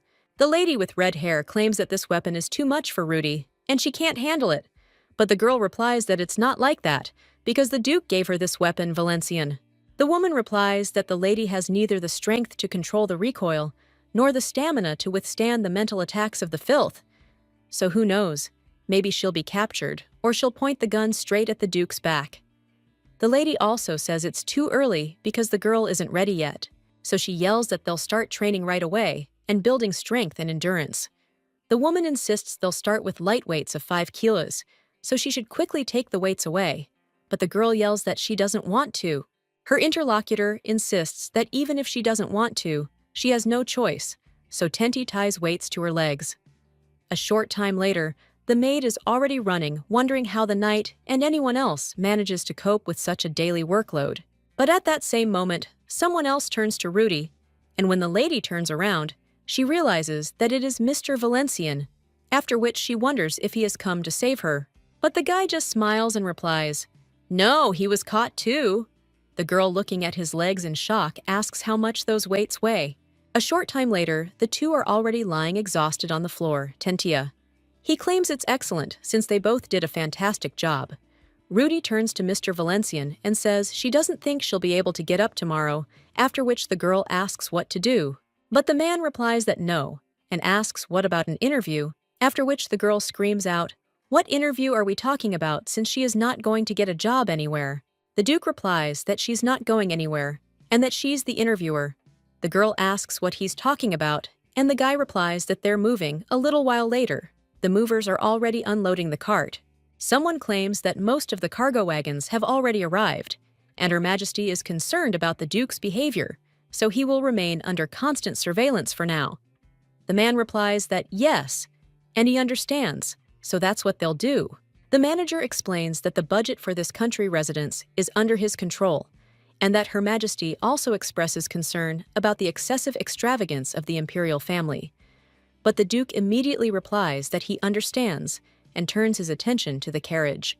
The manager cries out to his lordship about how much booze there is and asks him to maintain his dignity. But at that very moment, he sees another carriage, and when he peers inside, cries out to his lordship, "What is this?" Members of the imperial family are supposed to set an example of modesty and not indulge in excesses, but when he looks at the smirking Duke, he asks if he's even listening.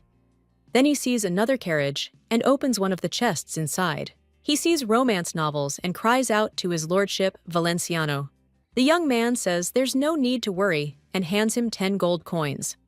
The manager asks why the gentleman is giving them to him, and the young man points to Rudy and confirms. He appointed her as the mansion's headmaid and wanted her to be the sole manager of the place. To do that, he needed to transfer all rights to the budget to her, but he was against it, and then he'd have no choice but to drown his sorrows in the entertainment district. There, he'll naturally spend everything he has, and the entire mansion budget will flow directly there. The manager then says fine, but insists that the Duke must check the final reports, to which he thanks him for his understanding. The manager understands that he can't let the estate go bankrupt. Meanwhile, the Duke turns to Rudy and says that, for a first-timer, she's doing just fine. The girl turns to the master and says that every one of her colleagues dreams of having a good employer and becoming a senior maid, so she has achieved both goals and is now truly happy. The Duke asks if she knows how to do accounting, because if not, he can show her, and the girl says that he used to study accounting and asks if he still remembers it. The guy then asks if he's studied accounting, but then says it's unimportant, and that to create a black cash account, he needs to cut some of it. The lady, shocked, then turns to the gentleman and snatches the accounting records from his hands. A little while later, a young man enters one of the rooms and declares that these are now his quarters. He lies down on the bed and says it's so soft. The maid opens the window and claims the lighting. There is better than in the palace of the Scarlet Oriole, and the garden there is simply delightful. But at that very moment, someone knocks on the door and claims an order has arrived from Her Majesty, so he asks permission to enter. When the servants enter, one of them announces that the Empress conveyed this to him. The guy opens one of the suitcases and realizes it's Aquatech, and it's finally been developed. He reads that the liquid armor called Aquatech absorbs directly into clothing, and that he should always wear it over his clothes. It's easy to use. Let the guy simply hold it to his clothes, and it will be absorbed like regular water. He never knows when he'll have to fight, so she grants him this armor, because she can't let his precious red liquid go to waste. At that very moment, the harrow soaks into the young man's clothes, and he claims it truly does so perfectly. The servant asserts that this is Her Majesty's command, and Her Majesty also asks him to refrain from rash actions for the time being. A festive review is planned for the coming winter, and the Empress is concerned about the palace being quiet, to which the young man agrees, saying that since it was the Empress's order, he will not dare disobey. A short time later, the protagonist stands before the beaten man and realizes he's in trouble. A little while earlier, Valencian was looking at goods at the market. Tentia turned to His Highness and asked if Her Majesty hadn't ordered him to live quietly, to which the boy replied that he had, but he couldn't sit still any longer. Valencian realized that if he had sat quietly as ordered, he would never have been able to bear the title of dissolute brother. He himself didn't want to go out. Well, what can he do? Maybe he should stop by the slums. They'll quickly check everything out and then head right back. Tentia cries out to His Highness, "Can he be serious?" After which, the woman sighs and asserts that a knight must value his master's orders as his own life. A short time later, they see two bandits who are now terrorizing the slums. The woman replies that it seems so, because rumors are circulating that they don't get along, and it seems that's true. The guy then says that a fight is breaking out, and with a smile on his face says that he hit his opponent. The woman tells His Highness that such things cannot be looked at with pleasure, but at the same moment, the guy notices that the opponent of one of the bandits is infected, after which he attacks the guy who hit him and then leaves. Tentia turns to His Highness and claims that everything is obvious. Even a blind man would agree with him, and they can't just let him go. However, the protagonist suggests Tentia wait and asks, "Is he the only one infected?" The guy thinks that he certainly isn't, so catching him alone won't be enough because the weeds need to be pulled out by the roots. But at that very moment, the young man remembers that Her Highness had ordered him to behave quietly, so he does not understand how he can deal with this by simply remaining supposedly wild, and things are bad. After which, the Duke suggests following this man, and the woman screams in shock to His Highness, and a little while later, they find themselves at the base of a gang called the Necklace. Valencian claims that it appears to be their lair. When they approach, the boy notices that the man has come back out, but he doesn't understand why. His interlocutor claims that the leader is waiting for the Duke on the top floor. The main character asks him what he is talking about, and a little while later, the guy is already going to the top floor. However, when he sees the leader, Tony is very surprised. It turns out it's the same girl with one leg, and the lady claims they haven't seen His Highness Valencian in a long time. She asks forgiveness for not getting up, as it's hard for her to get up. The girl claims her name is Cornell, and that she is Vitonic's daughter, but she has no last name. The guy realizes that this girl is in fact the leader's daughter. He also asks if she's the gang leader, to which the lady replies that she is.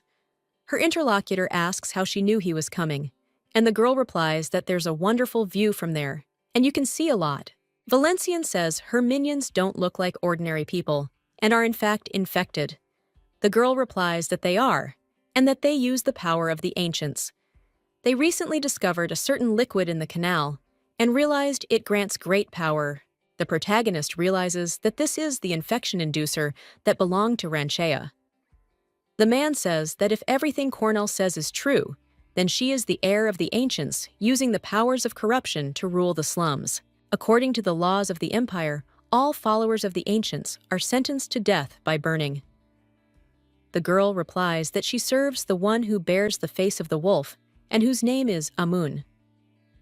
The boy understands that this is the deity of the northern warriors, and he takes the fallen with honor to his world, where he receives them with honor. He never opened a demonic portal, and is considered a benevolent god. The girl claims they don't distribute drugs. On the contrary, she gathered the guards from the pleasure district and helped them quit using drugs. This caused them to conflict with other groups, which is why they use the serum. They are now helping settlers, and those displaced by crop failure in the east, and the orc invasion in the west, finding them work. The girl turns to His Highness and asks if she's truly deserving of eternal sleep. The young man realizes he has no answer, and insists that they must destroy the remaining ampules, as they are truly dangerous, so if she hands them over, he'll let her go. The girl agrees in response, and hands over her purse, after which the protagonist says that anyone who has ever received an injection can no longer be controlled, even by their own mind, so he would recommend putting them into eternal sleep. Cornell, smiling, insists that she'll take this into account, and thanks him for the warning. As the protagonist leaves, he realizes that she's a very smart girl, and despite her young age, she's managed to bring order to the entire slum area. But it all makes sense, only if she survives. A little while later, one of the ladies' charges asks the captain why she hasn't given them injections, considering it's been over a week. The girl replies that she's decided not to use them anymore, and the man exclaims, "Did she really do that?" without discussing it with them. It's not she who's going into battle, but they. Then the lady claims the substance is too dangerous, and there's no need for it anymore. The man realizes their captain is just a child, and one without a leg to boot. He only followed her for the injection, so what's the point without it? Her companion then claims he needs the injections and then screams for her to give them to him. After that, he loses his temper and prepares to attack her. The girl claims that she knew it would come to this, after which several people in black suits come into the room, and the man screams, "Is this really an assassination squad?" The lady points this out to the guy and tells him to get rid of him, after which her charges do just that. The girl also claims she didn't give them injections because they make the body bulky and sluggish, and it turned out to be an excellent decision. One of them tells Miss Cornell that thank the gods she's safe. He also claims that everyone who received the injections has mutated and asks what she'll order them to do. The girl replies that they should keep their distance from the roof and eliminate them with spears, and that survivors are not needed. But at that very moment, one of the lady's servants turns to the mistress and shouts for her to look outside. When the girl does so, she sees mercenaries from other groups there. The girl immediately orders them to take the wounded and the safe and retreat to the secret base. But he asks what about the lady, to which the lady replies that she has business, so let them hurry. The mercenaries, a little worried, say they understand and ask Mrs. Cornell to be careful. The men understand that with such a leg, she's a liability. So even if they survive being captured by the enemy and sent into an eternal sleep by her grandchildren, isn't the best option. So it's better for her to do everything herself.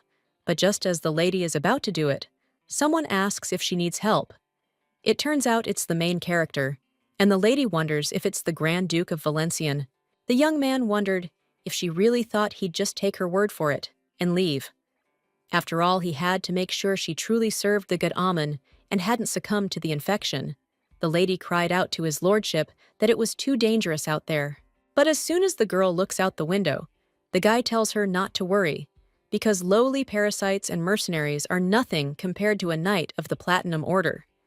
He also extends his hand to the lady and asserts that she is smart and probably knows a lot. After which, the guy also claims that he has proposals for her and asks if she would like to work with him. When the lady looks at his hand, she sees a ring there. A little while later, the Empress asks what the outcome is, and the guy replies that they cleared out all the empty bases and cleared the land in the abandoned neighborhoods. Those who are looking for work were offered places in the reconstruction project, and the hungry were given rations. Those who show signs of infection are sent to church for purification. Cornelius is in charge of all this, and the girl has taken everything upon herself. A ring of lightning is her aid.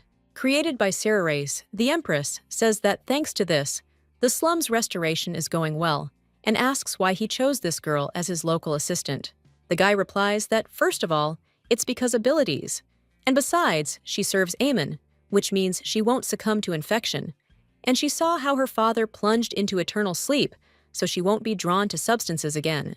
And despite serving Amun, she doesn't pose a combat threat on her own, as she depends on the ring he gave her.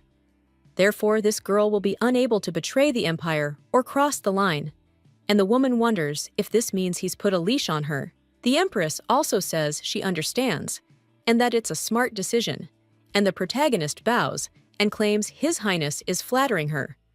The woman insists that she can't leave such an intelligent man alone in the capital while she's away, because what if he becomes the one? The protagonist, shocked, asks who the rebels will follow. The woman insists that's why he'll go with her on the New Year's expedition. And the guy asks if this is really true, after which he realizes that before only Jaled always went there, but now she really takes him with her.